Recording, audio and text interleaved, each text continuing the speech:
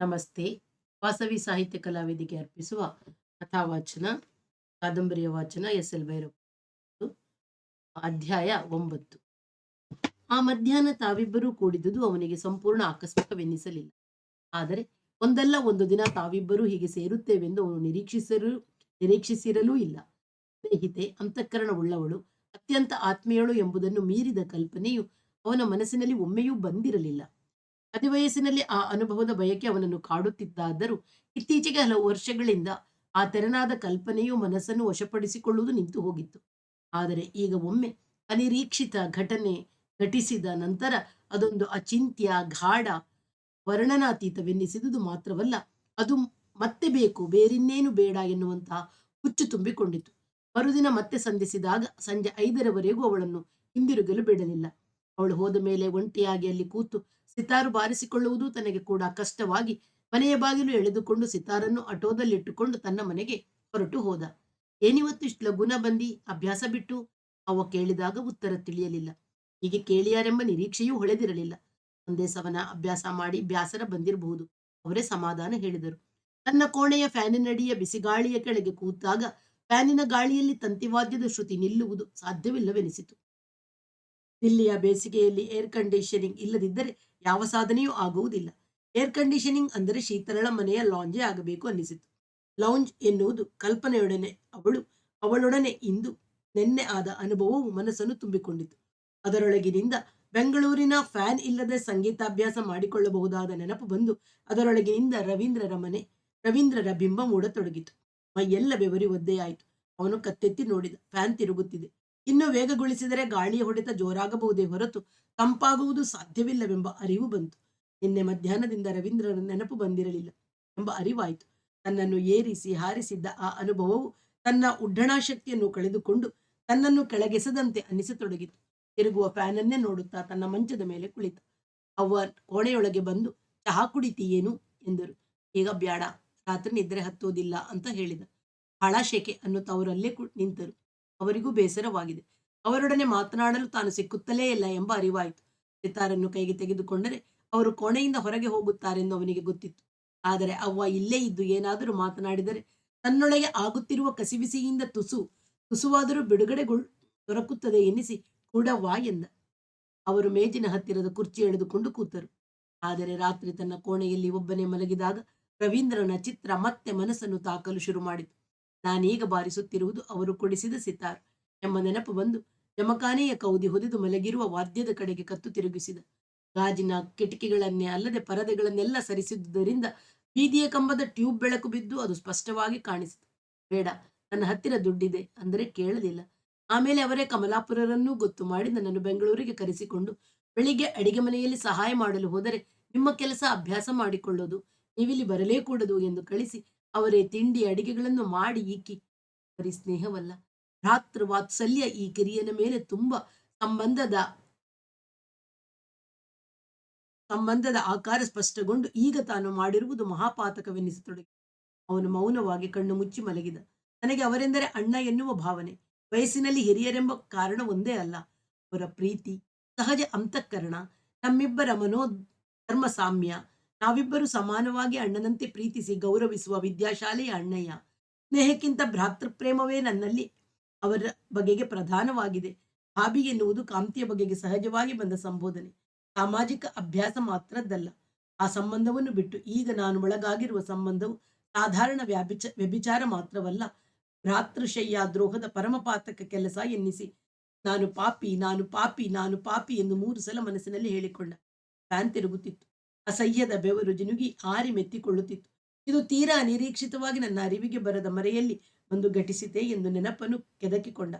ಸ್ನೇಹ, ವಿಶ್ವಾಸ, ಔದಾರ್ಯ, ಸಲಿಗೆ ಇವೆಲ್ಲವುಗಳ ದಿಕ್ಕು ಇದೇ ಎಂಬ ಮಸುಕು ಕಲ್ಪನೆಯೂ ನನಗಿರಲಿಲ್ಲವೇ? ಇದ್ದರೂ ಇವುಗಳ ಸಂತೋಷಾನ್ವೇಷಣೆಯಲ್ಲಿ ತೊಡಗಿ ನನ್ನ ಮನಸ್ಸು ನೀತಿಯ ಮುಖಕ್ಕೆ ಕತ್ತಲೆಯನ್ನು ಮಸಗಿಸುತ್ತಿತ್ತೆ. ಅದೇ ನಿಜ ಎನ್ನಿಸಿತು.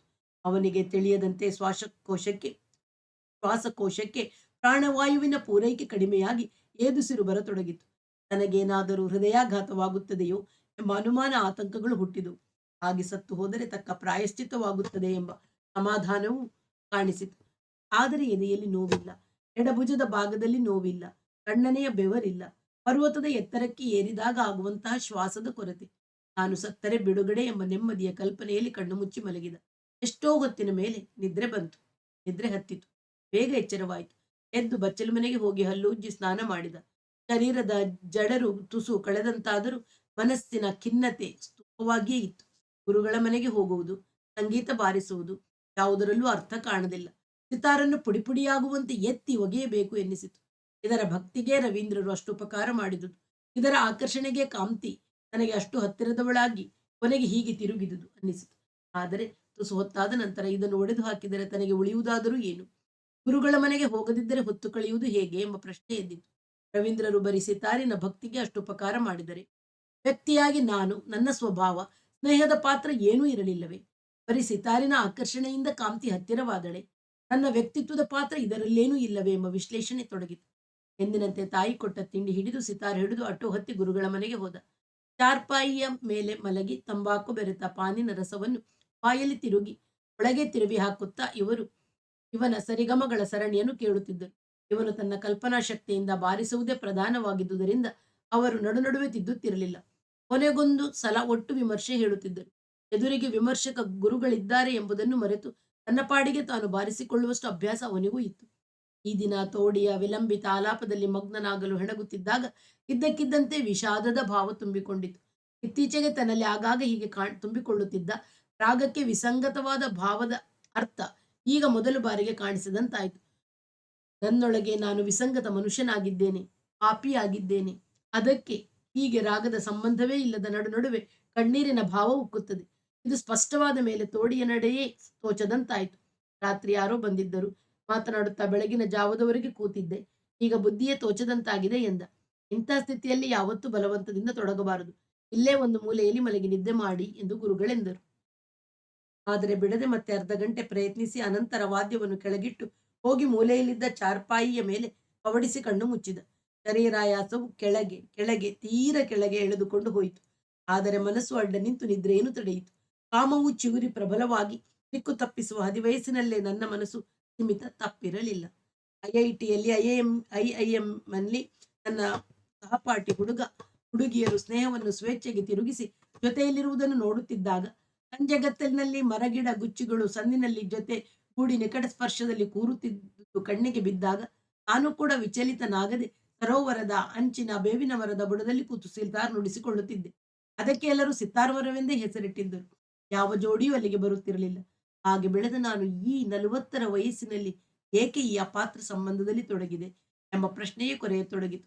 ತುಸು ಹೊತ್ತಿಗೆ ಜಂಪು ಹತ್ತಿತು. ಕ್ರಮೇಣ ನಿದ್ದೆಗೆ ಇಳಿಯಿತು. ಆದಾಗ 12:30. ಗುರುಗಳು ನಿದ್ರೆ ಮಾಡುತ್ತಿದ್ದರು. ಎಂಥವರಿಗೂ ನಿದ್ದೆ ಬರಿಸುವ ಶಕೆ. ಹಾಗೆಯೇ ಚಾರ್ಪಾಯಿಯ ಮೇಲೆ ಹೊರಳಿ ಮಲಗಿದಾಗ ಒಂದು ಪರಿಹಾರ ಕಾಣಿಸಿತು. ಮಾಡಿರುವ ತಪ್ಪನ್ನು ಯಾವ ಶಿಕ್ಷೆ, ಪಶ್ಚಾತ್ತಾಪ, ಪ್ರಾಯಶ್ಚಿತ್ತಗಳು ಅಳಿಸಿ ತೊಳೆಯುತ್ತವೆಯೋ, ಆದರೆ ಆ ತಪ್ಪು ಮುಂದುವರಿಯದಂತೆ ನಡೆಯುವುದು ಮೊದಲ ಹೆಜ್ಜೆಯಾಗಬೇಕು. ಈ ಆಲೋಚನೆ ಬಂದ ತಕ್ಷಣ ಇವತ್ತಿನಿಂದ ಅಲ್ಲಿಗೆ ಹೋಗುವುದು ಬೇಡ, ಅವಳನ್ನು ಭೇಟಿಯಾಗುವುದೇ ಬೇಡ. ಈಗ ಆಟೋ ಹತ್ತಿ ಮನೆಗೆ ಹೋಗಬೇಕು. ಅಲ್ಲೇ ಊಟ ಮಾಡಿ ಮನೆಯಲ್ಲಿ ಅಭ್ಯಾಸ ಮಾಡಿಕೊಳ್ಳಬೇಕು. ಮಾಡಿದ ತಪ್ಪನ್ನು ನನ್ನೊಳಗೆ ಕೊರಗಿ ಕಾಲ ಕಳೆದಂತೆ ಅದರ ಚುಚ್ಚು ಕಡಿಮೆಯಾದೀತು ಅನ್ನಿಸಿತು. ಅದೇ ಸರಿ ಎಂದುಕೊಂಡು ಮೇಲೆ ಎದ್ದು ಗುರುಗಳಿಗೆ ಎಚ್ಚರವಾಗದಂತೆ ಸಿತಾರನ್ನು ಎತ್ತುಕೊಂಡು ಹೊರಗೆ ನಡೆದ. ಗಲ್ಲಿಯ ತಿರು ಬೀದಿಯಲ್ಲಿ ನಿಂತ ಕೊಚ್ಚೆಗಳನ್ನು ದಾಟಿಕೊಂಡು ತುರ್ಕ್ಮಾನ್ ಗೇಟಿನ ಹತ್ತಿರಕ್ಕೆ ಬಂದು ಆಟೋ ಹತ್ತಿ ವಸಂತ ವಿಹಾರವೆಂದು ಹೇಳಿ ಸಿತಾರನ್ನು ತೊಡೆಯ ಮೇಲಿಟ್ಟು ಕುಳಿತ. ಮನಸ್ಸಿಗೆ ತುಸು ಸಮಾಧಾನ ಕಾಣತೊಡಗಿತು. ಆದರೆ ಆಟೋ ವೇಗದಲ್ಲಿ ಓಡುವಾಗ ಇನ್ನೊಂದು ವಿಚಾರ ಬಂತು. ಅವಳು ಫ್ಯಾಕ್ಟರಿಯಲ್ಲಿ ಕಾಯುತ್ತಾಳೆ. ನಿಮಿಷಕ್ಕೊಮ್ಮೆ ಗಡಿಯಾರದ ಮೇಲೆ ಕಣ್ಣು ಹಾಯಿಸುತ್ತಾಳೆ.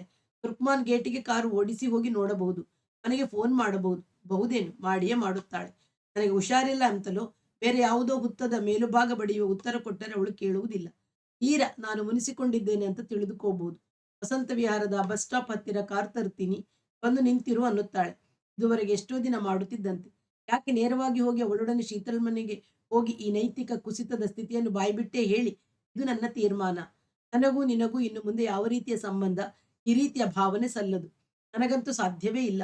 ನನ್ನ ತೀರ್ಮಾನ ನಿನಗೆ ಒಪ್ಪಿಗೆಯಾಗದಿದ್ದರೆ ಸ್ನೇಹಿತರಂತೆ ಬೇರೆ ಆಗೋಣ, ಗುಡ್ ಬೈ ಅಂದು ಬಿಡೋದು ನೇರ ದಾರಿ.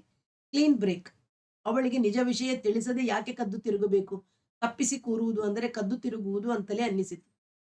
2 ನಿಮಿಷದಲ್ಲಿ ಇದೇ ಸರಿ ಎನ್ನುವ ನಿಶ್ಚಯ ಹುಟ್ಟಿ ವಸಂತ ವಿಹಾರ ಬೇಡ, ಹೌಸ್ ಕಾಸಿಗೆ ನಡೆಸಿ ಎಂದು ಆಟೋದವನಿಗೆ ಹೇಳಿದ. ಹಿಂಬದಿಯಲ್ಲಿ ಸಿತಾರು, ಮುಂದೆ ತನ್ನ ಪಕ್ಕದಲ್ಲಿ ಅವನು, ಹೊರಗಿನವರಿಗೆ ಸ್ಪಷ್ಟವಾಗಿ ಕಾಣಿಸದಂತಹ ಕರಿ ಮೇಘ ವರ್ಣದ ಗಾಜಿನ ಕಾರನ್ನು ದೊಡ್ಡ ರಸ್ತೆಗೆ ತಂದ ನಂತರ ಅವಳು ಬಲಗೈಯಲ್ಲಿ ಚಕ್ರವನ್ನು ಹಿಡಿದು ಎಡಗೈಯಲ್ಲಿ ಅವನ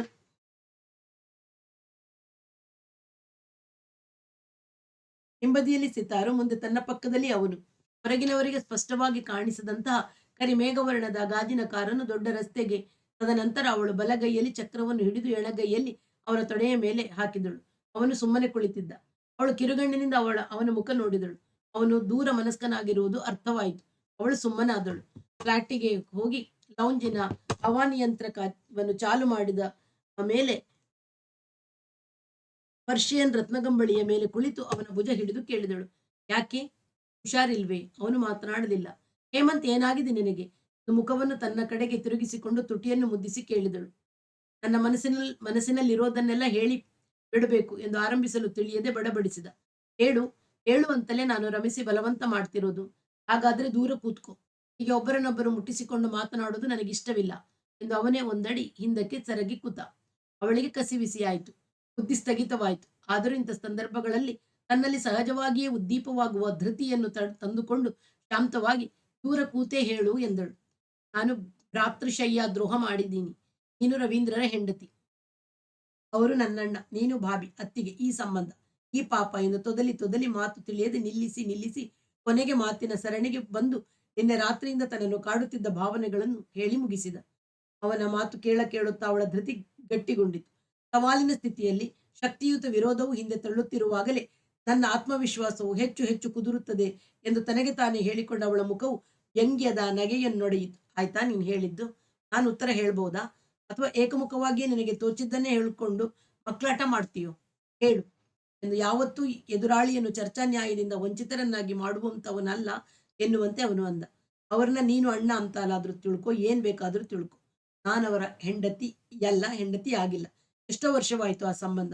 ಆ ಭಾವನೆ ಇಲ್ಲವಾಗಿ. ನಾನು ಕಾಮ್ತಿ, ಬರೀ ಕಾಮ್ತಿ, ಮಿಸೆಸ್ ರವೀಂದ್ರ ಅಲ್ಲ, ಭಾಬಿ ಅಲ್ಲ ಅಂತ ನಿನ್ಗೆ ಎಷ್ಟು ಸಲ ಹೇಳಿದ್ದೀನಿ. ಇಷ್ಟು ಹೇಳಿಯೂ ನೀನು ಕೋತಿ ಬುದ್ಧಿಯ ಗ್ರಹಿಕೆಯನ್ನೇ ಇಟ್ಕೊಂಡು ಬಡಬಡಿಸಿದರೆ ನಿನ್ನನ್ನು ಮನೋರೋಗ ವೈದ್ಯರ ಹತ್ರ ಕರ್ಕೊಂಡು ಹೋಗ್ಬೇಕು. ಅರ್ಥವಾಯ್ತೆ? ನಾನು ಕಾಂತಿ, ಅವರ ಹೆಂಡತಿ ಅಲ್ಲ, ಸ್ವತಂತ್ರ ಮುಕ್ತ ವ್ಯಕ್ತಿ ಎನ್ನುತ್ತಾ ಅವನ ಮುಖವನ್ನು ದಿಟ್ಟಿಸಿ ನೋಡುತ್ತಾ, ಎಲ್ಲಿ ನನ್ನ ಕಣ್ಣುಗಳನ್ನು ನೋಡು, ಧೈರ್ಯವಿಲ್ಲವೇ ನಿಜವನ್ನ ನೋಡೋಕೆ? ಯಾಕೆ ದೃಷ್ಟಿ ಕೆಳಗೆ ಇಳಿ ಬಿಡ್ತೀಯಾ ಎಂದಳು. ಅವನ ಮನಸ್ಸು ದಿಕ್ಕುಗಳು ಕಲಸಿಕೊಂಡವು. ಅಪ್ಪಗೆ ಹೊಳೆಯುವ ತನ್ನ ಕಣ್ಣಾಲಿಗಳನ್ನು ಅವನತ್ತಲೇ ಗುರಿ ಹಿಡಿದು ಅವಳು ನೋಡತೊಡಗಿದಳು. ಅವನೊಳಗೆ ಎದ್ದಿರುವ ಗೊಂದಲವು ಅವಳಿಗೆ ಅರ್ಥವಾಯಿತು.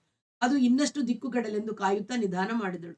ಅನಂತರ ಅವನು ಹದಕ್ಕೆ ಬಂದಿದ್ದಾನೆ ಎಂಬುದನ್ನು ಅರಿತ ಮೇಲೆ, ನೀನು ದಿಲ್ಲಿಯಲ್ಲಿ ದೊಡ್ಡ ಕಲಾವಿದನಾಗಿ ಬೆಳೆಯಬೇಕಾದವನು ಅಥವಾ ಹಾಲುಕೆರೆ ಹಳ್ಳಿಯ ಗಮಾರನೋ ಅನ್ನೋದನ್ನು ಸ್ಪಷ್ಟಪಡಿಸಿಕೊ.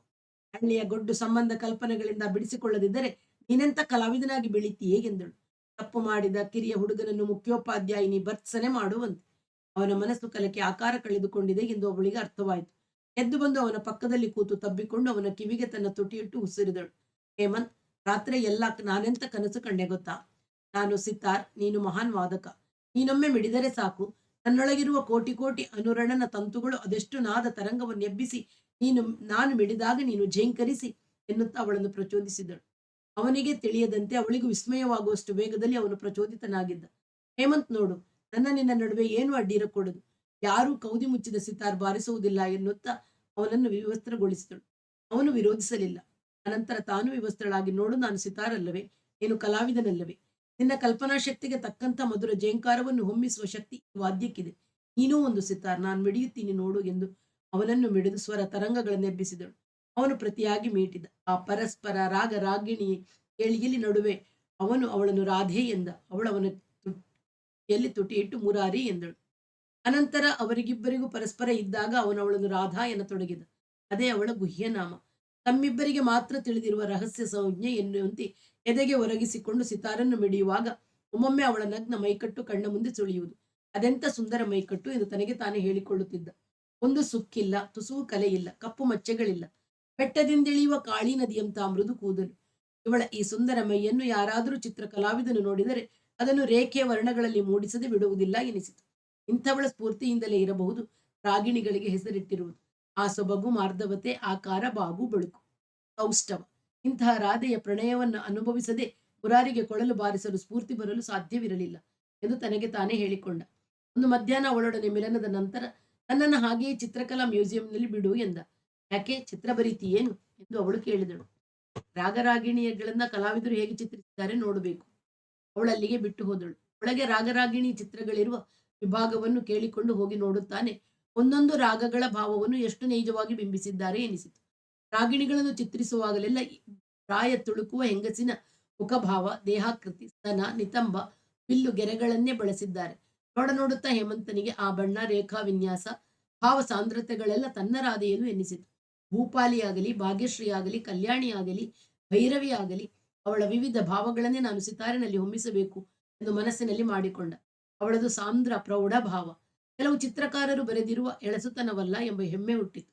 ಸಂಜೆ 5:30 ವೇಳೆಗೆ ಆಟೋ ಹಿಡಿದು ಶೀತಲ್ನ ಮನೆಗೆ ಹಿಂದಿರುಗಿದ. ರಾತ್ರಿ ತನ್ನನ್ನು ಮನೆಗೆ ಕಾರಿನಲ್ಲಿ ಕರೆದೊಯ್ಯುವಾಗ ತನ್ನಲ್ಲಿ ಮೂಡಿದ ಭಾವನೆಗಳೆಲ್ಲ ಸರಸರನೆ ಹೇಳಿದ. ಅವಳ ಮುಖ ತೃಪ್ತಿಯಿಂದ ಅರಳಿತು. ರಾಧಾ ಎನ್ನುವ ಹೆಸರಿನ ರಾಗವನ್ನು ಯಾರೂ ಮಾಡಿಲ್ಲ.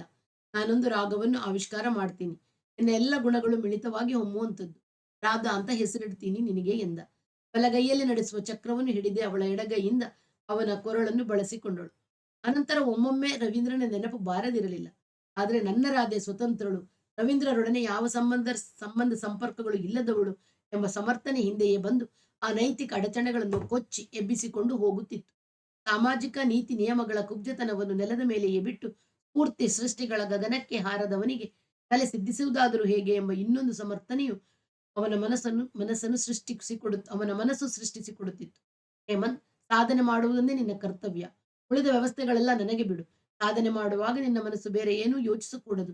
ನೀನು ಹೇಳುವ ನಿನ್ನ ಸ್ಫೂರ್ತಿಯಾದ ನನ್ನನ್ನು ಕೂಡ ಎಂದು ಅವಳು ಹೇಳುತ್ತಿದ್ದಳು. ನಾನು ನಿನ್ನ ಸಂಗೀತಕ್ಕೆ ಸ್ಫೂರ್ತಿ ಅನ್ನುವ ನಿನ್ನ ಮಾತು ನಿಜವಾ? ನನ್ನನ್ನು ಮೆಚ್ಚಿಸೋಕೆ ಹೇಳುತ್ತಿಲ್ಲ ಅಲ್ವಾ ಎಂದು ಆಗಾಗ್ಗೆ ಕೇಳಿ ಅವನು ನಿಜವಾಗಿಯೂ ಸತ್ಯವಾಗಿಯೂ ನಿನ್ನಾಣೆಗೂ ನನ್ನ ಸಿತಾರಿನಾಣೆಗೂ ಎಂದು ಸಾಧಿಸುವಂತೆ ಮಾಡುತ್ತಿದ್ದಳು. ಸಿತಾರಿನ ಮೇಲೆ ಆಣೆ ಹಾಕಬೇಡ. ನಿನ್ನ ಮಾತು ನಾನು ನಂಬಲ್ಲ ಅಂತಲ್ಲ. ಆದರೆ ನಿನ್ನ ಸಂಗೀತಕ್ಕೆ ಸ್ಫೂರ್ತಿ ಅನ್ನುವ ಮಾತನ್ನು ನಿನ್ನ ನಾಲಿಗೆಯಿಂದ ಕೇಳಿದಾಗಲೆಲ್ಲ ನನಗೆ ಇನ್ನಷ್ಟು ಸ್ಫೂರ್ತಿ ಕೊಡಬೇಕು ಅನ್ನುವ ಉತ್ಸಾಹ ನನ್ನಲ್ಲಿ ಹುಟ್ಟುತ್ತೆ ಎಂದು ಅವಳು ಆರ್ದ್ರ ಭಾವದಿಂದ ಅವನನ್ನು ರಮಿಸುತ್ತಿದ್ದಳು. ಅಧ್ಯಾಯ 10. ಒಂದು ರಾತ್ರಿ ಹಾಸ್ಟೆಲ್ನ ಊಟದ ಮನೆಯಲ್ಲಿ ಊಟ ಮಾಡಿ ತನ್ನ ಕೋಣೆಗೆ ಹೋಗುತ್ತಿದ್ದ ಕೊನೆಯ ವರ್ಷದ ಎಲೆಕ್ಟ್ರಾನಿಕ್ಸ್ ವಿದ್ಯಾರ್ಥಿ ವಿಜಯಕುಮಾರ್, ಲೇ Anoop, stop, I want to talk to you ಎಂದು ಹಿಂದಿನಿಂದ ಕೂಗಿದ. ಹಿಂದಿರುಗಿ ನೋಡಿದಾಗ ಇವನಿಗೆ ಗುರುತು ಹತ್ತಿತ್ತು. ಮೊನ್ನೆ ತಾನೇ ಎಲೆಕ್ಟ್ರಾನಿಕ್ಸ್ ವಿಭಾಗದ ಅಧ್ಯಾಪಕರು ಮತ್ತು ವಿದ್ಯಾರ್ಥಿಗಳು ಸೇರಿ HODಯು ಎಲ್ಲ ವಿದ್ಯಾರ್ಥಿಗಳಿಗೂ, ಅದರಲ್ಲಿ ಹೊಸದಾಗಿ ಸೇರುವ ಮೊದಲ ಸೆಮಿಸ್ಟರ್ ವಿದ್ಯಾರ್ಥಿಗಳಿಗೆ ಸ್ವಾಗತ ಹೇಳಿ ಎಲೆಕ್ಟ್ರಾನಿಕ್ ವಿಷಯದ ಮಹತ್ವದ ಬಗ್ಗೆ ಪ್ರವೇಶ ಭಾಷಣ ಮಾಡಿದ್ದಾಗ ಕೊನೆಯ ವರ್ಷದ ಎಂದರೆ 7ನೇ ಸೆಮಿಸ್ಟರ್ನ ಪ್ರತಿನಿಧಿ ಎಂದು ವಿಜಯಕುಮಾರ HOD ಬರುವ ಮುನ್ನ ಇತ್ತಿಂದತ್ತ ಓಡಿಯಾಡುತ್ತಿದ್ದು ಹೊಸಬರೆಲ್ಲ ಗಮನಿಸಿದ್ದರು. ಅವನ ತರಗತಿಗೆ ಅವನೇ ಪ್ರತಿನಿಧಿಯಂತೆ. ಕಳೆದ ಸೆಮಿಸ್ಟರ್ನಲ್ಲಿ ಎಲೆಕ್ಟ್ರಾನಿಕ್ಸ್ ವಿಭಾಗದ ವಿದ್ಯಾರ್ಥಿಗಳು ಅಖಿಲ ಭಾರತ ಪ್ರವಾಸ ಹೋಗಿದ್ದಾಗ ಅವನೇ ಪ್ರವಾಸ ಕಾರ್ಯದರ್ಶಿಯಾಗಿದ್ದನಂತೆ. HOD ಕೂಡ ಅವರ ಭಾಷಣದಲ್ಲಿ ಹೊಸಬರಿಗೆ ಏನಾದರೂ ತಿಳಿಯದಿದ್ದರೆ ಹಿರಿಯ ವಿದ್ಯಾರ್ಥಿಗಳನ್ನು, ವಿಜಯಕುಮಾರ್ನಂತ ಹಿರಿಯ ಸೆಮಿಸ್ಟರ್ನ ಕಾರ್ಯದರ್ಶಿಗಳನ್ನು ಹೇಳುವಂತೆ ಹೇಳಿದ್ದರು. ಅವರು ಕರ್ನಾಟಕ ಸರ್ಕಾರದ ಕೈಗಾರಿಕಾ ಕಮಿಷನರ್ NT ರೆಡ್ಡಿ ಅವರ ಮಗನಂತೆ ಎಂಬುದೆಲ್ಲ ಒಂದು ದಿನದಲ್ಲಿ ಕಿರಿಯ ವಿದ್ಯಾರ್ಥಿಗಳಿಗೆ ಹರಡಿತು. ಜೊತೆಗೆ ತಳತಳ ಹೊಳೆಯುವ ಬುಲೆಟ್ ಮೋಟಾರ್ ಬೈಕಿನಲ್ಲಿ ಮುಖಮುಸುಡಿಗಳ ಗುರುತು ಸಿಕ್ಕದಂತಹ ಹೆಲ್ಮೆಟ್ ಧರಿಸಿ ಯಮವೇಗದಲ್ಲಿ ಹೋಗುತ್ತಿದ್ದ ಸ್ಪೀಡ್ ಕಿಂಗ್ ಎಂಬ ಬಿರುದಿನ ವೀರನು ಇವನೇ ಎಂಬ ವಿಶೇಷ ಗುರುತು ಸಿಕ್ಕಿ ಅವನ ಪರಿಚಯ ಸ್ನೇಹಗಳು ಆಗುವುದೇ ಒಂದು ಹೆಮ್ಮೆ ಎಂದು ಹುಡುಗರು, ಮೋಟಾರ್ ಬೈಕಿನಲ್ಲಿ ಅವನ ಹಿಂದೆ ಕೂತು ಹೋಗಿ ಬರುವುದೇ ಕಾಲೇಜಿನ ತಾರಾಪಟ್ಟದ ಗುರುತು ಎಂಬ ಭಾವನೆ ಹುಡುಗಿಯರಲ್ಲಿ ಪ್ರಚಲಿತವಿದ್ದದ್ದು ತಿಳಿಯಿತು. ಅವನಿದ್ದದ್ದು ಕಾಲೇಜ್ ಆವರಣದಲ್ಲಿದ್ದ ಹಾಸ್ಟೆಲ್ನಲ್ಲೇ ಆದರೂ ಯಾವಾಗಲೂ ತರಗತಿಗೆ ಬರುವಾಗ ಕೈಲಿ ಬಾಹ್ಯಾಕಾಶ ಯಾತ್ರೆಗಳ ಶೈಲಿಯ ಮುಖತ್ರಾಣವನ್ನು ಹಿಡಿದೇ ಬರುತ್ತಿದ್ದ. ಅಂಥವನೇ ಈಗ ಲೇ Anoop, stop, I want to talk to you ಎಂದು ಹೆಸರು ಹಿಡಿದು ಕೂಗಿದುದರಿಂದ ಅನೂಪನಿಗೊಂದು ಅಂತಸ್ತು ದೊರಕಿದಂತಾಯಿತು. ಇವನಿಗೆ ವಿಜಯಕುಮಾರ್ನ ವಿಷಯದಲ್ಲಿ ಮತ್ಸರವೂ ಹುಟ್ಟಿತ್ತು. ವಿದ್ಯಾಶಾಲೆಯಲ್ಲಿ ಎಲ್ಲ ವಿಷಯಕ್ಕೂ ನಾಯಕನಾಗಿದ್ದವನು ತಾನು. ಇಲ್ಲಿ ಯಾವ ತೋಲಪ್ಪನ ನಾಯಕ ಅಂತ ಇವನ ಶ್ರೇಷ್ಠತೆ ಒಪ್ಪಿಕೊಳ್ಬೇಕು ಎಂದು ಮೊನ್ನೆಯಿಂದ ಒಳಗೆ ಕುದಿಯುತ್ತಿದ್ದ ಮತ್ಸರ ಈಗ ತಣ್ಣಗಾಗಿ ಅವನೊಡನೆ ಸ್ನೇಹ ಬೆಳೆಸುವ ಆಕಾಂಕ್ಷೆ ಹುಟ್ಟಿತು. ಹತ್ತಿರ ಬಂದ ವಿಜಯಕುಮಾರ್ ಇವನ ಹೆಗಲ ಮೇಲೆ ಹಿರಿತನದ ಅನುಗ್ರಹದ ದಾಟಿಯಲ್ಲಿ ಕೈ ಹಾಕಿ, ಡು ಯು ನೋ ಫೈರಿಂಗ್ ಎಂದ. I have no NCC training, I want to join ಎಂದು ಇವರು ಉತ್ತರಿಸಿದ. ಬೇರೆ ಎಲ್ಲ ಕಾಲೇಜ್ ಹುಡುಗರು ಸಹಜವಾಗಿ ಕನ್ನಡ ಆಡಿದರೆ ಎಂಜಿನಿಯರಿಂಗ್ನವರು ತಾವು ರಾಷ್ಟ್ರೀಯ ಬೇಡಿಕೆಯವರೆಂಬ ಹಮ್ಮಿಗೆ ತಕ್ಕಂತೆ ಇಲ್ಲಿ ಪ್ರವೇಶ ದೊರಕಿದ ದಿನದಿಂದಲೇ ಪರಸ್ಪರ ಇಂಗ್ಲಿಷ್ ಮಾತನಾಡುವುದು ಪದ್ಧತಿಯಾಗಿತ್ತು. ಇವನ ಉತ್ತರದಿಂದ ವಿಜಯಕುಮಾರ್ನ ಮುಖದಲ್ಲಿ ದಡ್ಡನನ್ನು ಕಂಡಾಗ ಜಾಣನಲ್ಲಿ ಹುಟ್ಟುವ ತಿರಸ್ಕಾರ ಮೂಡಿತು. ಹೇಳಿದ, you don't know the meaning of firing.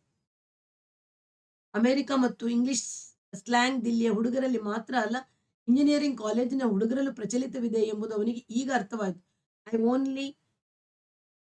I know only it's general meaning ಎಂದ. ಬಾ ಹೇಳ್ಕೊಡ್ತೀನಿ.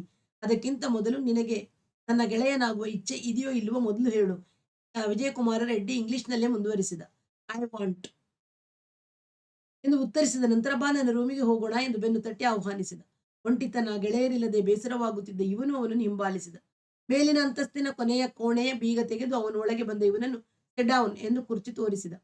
ಕೊನೆಯ ವರ್ಷದವರಿಗೆ ಒಂದು ಕೋಣೆಗೆ ಒಬ್ಬರೇ ಇರುವ ಸೌಲಭ್ಯ ಹಿರಿಯ ವಿದ್ಯಾರ್ಥಿಗಳು ಇನ್ನೊಬ್ಬರೊಡನೆ ಹಂಚಿಕೊಳ್ಳಬೇಕೆಂದು ಇವನಿಗೆ ಮೊದಲೇ ಗೊತ್ತಿತ್ತು. ಇವನು ಕುಳಿತ ನಂತರ ಅವನು ಹೊರಗೆ ಹೋಗಿ ಇನ್ನೂ 3 ಹುಡುಗರನ್ನ ಕರೆತಂದ. ಎಲ್ಲರೂ ಕೊನೆಯ ವರ್ಷದವರು. ವಿಜಯಕುಮಾರನೇ ಪರಿಚಯ ಹೇಳಿದ. ನಂಜುಂಡಪ್ಪ, ಅವನ ಕಾಲೇಜಿನ ಹೆಸರು ರೋಬೋಟ್. ಏಕೆಂದರೆ ಎಂಥ ಅಪಾಯದ ಯಂತ್ರದ ಮಧ್ಯದಲ್ಲಾದರೂ ನುಗ್ಗಿ ಕೆಲಸ ಮಾಡುವ ಏಕೈಕ ಧೈರ್ಯಶಾಲಿ ಅವನು. ರಂಗನಾಥ್, ಹೆಸರು ರಾಕೆಟ್. ಎಂದರೆ ಮೋಟಾರ್ ಬೈಕನ್ನು ರಾಕೆಟ್ ವೇಗದಲ್ಲಿ ಆಕಾಶದ ಕಡೆಗೆ ಓಡಿಸುವಂತಹ ವೀರ. ಮೂರನೆಯವನು ಜಸ್ಬೀರ್ ಚೌಧರಿ, ಹರಿಯಾಣದ ದೊಡ್ಡ ಜಮೀನ್ದಾರರ ಮಗ. 4 ವರ್ಷದ ಹಿಂದೆಯೇ 2 ಲಕ್ಷ ಖರೀದಿ ಹಣ ಕೊಟ್ಟು ಈ ಕಾಲೇಜಿಗೆ ಸೇರಿದವನು. 2 ಲಕ್ಷದಲ್ಲಿ ಸೀಟು ಕೊಡಿಸಿದ ಕಾಲೇಜ್ ಸಮಿತಿಯ ಸದಸ್ಯನಿಗೆ 1.5 ಲಕ್ಷ, ಕಾಲೇಜ್ ಫಂಡಿಗೆ 50,000. ಚೌಧರಿಯ ಹೆಸರು ಫೈರ್ ಮಾಸ್ಟರ್ ಎಂದು ವಿ.ಕೆ. ರೆಡ್ಡಿ ಹೇಳಿದಾಗ ಚೌಧರಿ ಹೆಮ್ಮೆಯಿಂದ ಹುಬ್ಬು ಹಾರಿಸಿದ. ಫೈರಿಂಗ್ ಎಂಬ ಶಬ್ದದ ಹೊಳವು ಅನೂಪನಿಗೆ ಆಯಿತಾದರೂ ಸ್ಪಷ್ಟ ಅರ್ಥ ಇನ್ನೂ ಗ್ರಹಿಕೆಗೆ ಬರಲಿಲ್ಲ. ಆ 4ರಲ್ಲಿ 3 ರೆಡ್ಡಿಯ ಮಂಚದಲ್ಲಿ ಮೇಲೆ ಕುಳಿತರು. ರೆಡ್ಡಿ ತನ್ನ ಬೆರೆಯುವ ಕುರ್ಚಿಯನ್ನು ಇತ್ತ ತಿರುಗಿಸಿ ಅಧ್ಯಕ್ಷ ಪೀಠದಲ್ಲಿ ಕೂರುವವನ ದಿಮಾಕಿನಲ್ಲಿ ಕುಳಿತು ಮೂಲೆಯಲ್ಲಿ ಒರಗಿಸಿಟ್ಟಿದ್ದ ಒಂದು ಕಬ್ಬಿಣದ ಮಡಿಸುವ ಕುರ್ಚಿಯ ಕಡೆಗೆ ತೋರಿಸಿ ಅದನ್ನು ಹಾಕಿಕೊಂಡು ಕೂತುಕೋ ಎಂದು ಅನೂಪನಿಗೆ ಆದೇಶವಿತ್ತ. ಇವರೆಲ್ಲರೂ ದೊಡ್ಡ ದೊಡ್ಡ ಬಿರುದಾಂಕಿತ ಹಿರಿಯ ವಿದ್ಯಾರ್ಥಿಗಳಾದ್ದರಿಂದ ಅವನಲ್ಲಿ ಅಧೀನ ಭಾವವೂ ಹುಟ್ಟಿತ್ತು. ಕುರ್ಚಿ ಎತ್ತಿ ಇವರೆಲ್ಲರಿಗಿಂತ ತುಸು ಗೌರವದ ದೂರದಲ್ಲಿ ಹಾಕಿಕೊಂಡು ಕುಳಿತ. ಮುಂದೆ ಮಾತನಾಡಲು ತಿಳಿಯಲಿಲ್ಲ. ಅವರಿಗೂ ಹೇಗೆ ಮಾತನಾಡುವುದು ಆರಂಭಿಸುವುದೆಂದು ತಿಳಿಯದೆ ಮುಜುಗರವಾಗುತ್ತಿತ್ತು. ಅಷ್ಟರಲ್ಲಿ ಪೊಲೀಸ್ ಇನ್ಸ್ಪೆಕ್ಟರ್ನ ಗತ್ತಿನಲ್ಲಿ ಜಸ್ಬೀರ್ ಚೌಧರಿ ಕೇಳಿದ, ಅಂತೂ ನೀನು ನಮ್ಮ ಸ್ನೇಹಿತನಾಗೋಕೆ ಒಪ್ಪಿದೀಯಾ? ಅನೂಪ್ಗೆ ಈ ಪ್ರಶ್ನೆಯ ಅರ್ಥವಾಗಲಿಲ್ಲ. ಸುಮ್ಮನೆ ಇವನ ಮುಖ ನೋಡಿದ. ಚೌಧರಿಯ ವಿವರಣೆ ನೀಡುವಂತೆ, ನಾವು ಈ 4 ಜನದ್ದು ಒಂದು ಒಗ್ಗಟ್ಟಿನ ಕೂಟ. ಇದರೊಳಗೆ ಪ್ರವೇಶಿಸುವ ಅವಕಾಶವನ್ನು ಬೇರೆ ಯಾರಿಗೂ ಇದುವರೆಗೆ ಕೊಟ್ಟಿಲ್ಲ. ಮಹಾರಾಜನ ಮಗನಿರಲಿ, ಬ್ರಿಟಿಷ್ ರಾಣಿಯ ಕುಟುಂಬದವನಾಗಿರಲಿ ಯಾರಿಗೂ ಕೊಟ್ಟಿಲ್ಲ. ನಿನಗೆ ಕೊಡಬೇಕು ಅನ್ನೋ ತೀರ್ಮಾನಿಸಿದ್ದೀವಿ. ಅರ್ಥವಾಯಿತು? ಅನೂಪನಿಗೆ ಅರ್ಥವಾಯಿತು ಎನ್ನುವ ಹಾಗೆ ಕತ್ತು ಆಡಿಸಿದ. ಹಾಗಾದರೆ ಎದ್ದು ಹತ್ತಿರ ಬಂದು ಎಲ್ಲರ ಕೈ ಮುಟ್ಟಿ ಹೇಳು ಎಂದು ಚೌಧರಿಯ ಆದೇಶಕ್ಕೆ ಅವನು ಸಂಕೋಚದಿಂದ ಕುಳಿತಲ್ಲಿಯೇ ಕುಳಿತ. ಯಾಕೆ ಸಂಕೋಚ? ನಮ್ಮ ಸ್ನೇಹಿತನಾಗಿರೋಕೆ, ಹಿರಿಯ ಸ್ನೇಹಿತನಾಗಿರೋಕೆ ನಿನಗೆ ಸಂಕೋಚವೇ? ಅಧ್ಯಕ್ಷ ಪೀಠದಲ್ಲಿದ್ದ ರೆಡ್ಡಿ ಬಾಯಿ ತೆಗೆದ. ಅನೂಪ ಎದ್ದು ಬಂದು ಮೊದಲು ರೆಡ್ಡಿಯ ಮುಂದೆ ನಿಂತು ಅವನ ಕೈ ಹಿಡಿದು I will be your friend always ಎಂದು ಹೇಳಿದ. ಅನಂತರ ಫೈರ್ ಮಾಸ್ಟರ್ ಚೌಧರಿಯ ದಪ್ಪ ಲಂಪಟ ಹಸ್ತವನ್ನು ಹಿಡಿದು ಅದನ್ನೇ ಹೇಳಿದ. ನಂತರ ರಾಕೆಟ್ ರಂಗನಾಥ, ರೋಬೋಟ್ ನಂಜುಂಡಪ್ಪನವರ ಕೈಗಳನ್ನು ಒಂದೊಂದಾಗಿ ಮುಟ್ಟಿ ಹೇಳಿದ. ವಿಧಿವತ್ತಾಗಿ ಮಂತ್ರೋಚ್ಚಾರಣೆಯಾದ ನಂತರ ಸ್ನೇಹಬಂಧನವು ಸಂಪೂರ್ಣವಾಯಿತು ಎಂಬಂತೆ ಅವರೆಲ್ಲರೂ ಎದ್ದು ನಿಂತು ಅವನ ಹತ್ತಿರ ಸುತ್ತು ನಿಂತು ಒಟ್ಟಿಗೆ ಆಲಂಗಿಸಿಕೊಂಡು good good our friend, good good our friend ಎನ್ನಾಲ್ಕು ಸಲ ತಾಳಬದ್ಧವಾಗಿ ನುಡಿದ ನಂತರ ಅವರವರ ಜಾಗಕ್ಕೆ ಹಿಂದಿರುಗಿದರು. ಚೌಧರಿ ಟೇಕ್ ಯುವರ್ ಸೀಟ್ ಎಂದ. ಇವನು ತನ್ನ ಕಬ್ಬಿಣದ ಕುರ್ಚಿಗೆ ಹಿಂದಿರುಗಿದ ನಂತರ, ಹಾಗಲ್ಲ, ಆ ಕುರ್ಚಿಯನ್ನು ಇಲ್ಲಿ ಹತ್ತಿರಕ್ಕೆ ತಂದು ಹಾಕಿಕೋ, ಸ್ನೇಹಿತನಾದ ಮೇಲೆ ದೂರ ಕೂರಬಾರದು ಎಂದ. ಅವನು ಸ್ನೇಹದ ಲಾಭದ ಧನ್ಯತೆಯಿಂದ ತನ್ನ ಕುರ್ಚಿಯನ್ನು ತಂದು ಮಂಚದ ಹತ್ತಿರಕ್ಕೆ ಹಾಕಿದ ಮೇಲೆ ಮಂಚದ ಮೇಲಿದ್ದ 3ರ ನಡುವೆ ಕೂತಿದ್ದ ರೋಬೋಟ್ ನಂಜುಂಡಪ್ಪ ಮೇಲೆದ್ದು ಆ ಕುರ್ಚಿಯ ಮೇಲೆ ಕೂತು ನೀನು ಬಾ ಎಂದು ಮಂಚ ತೋರಿಸಿದ.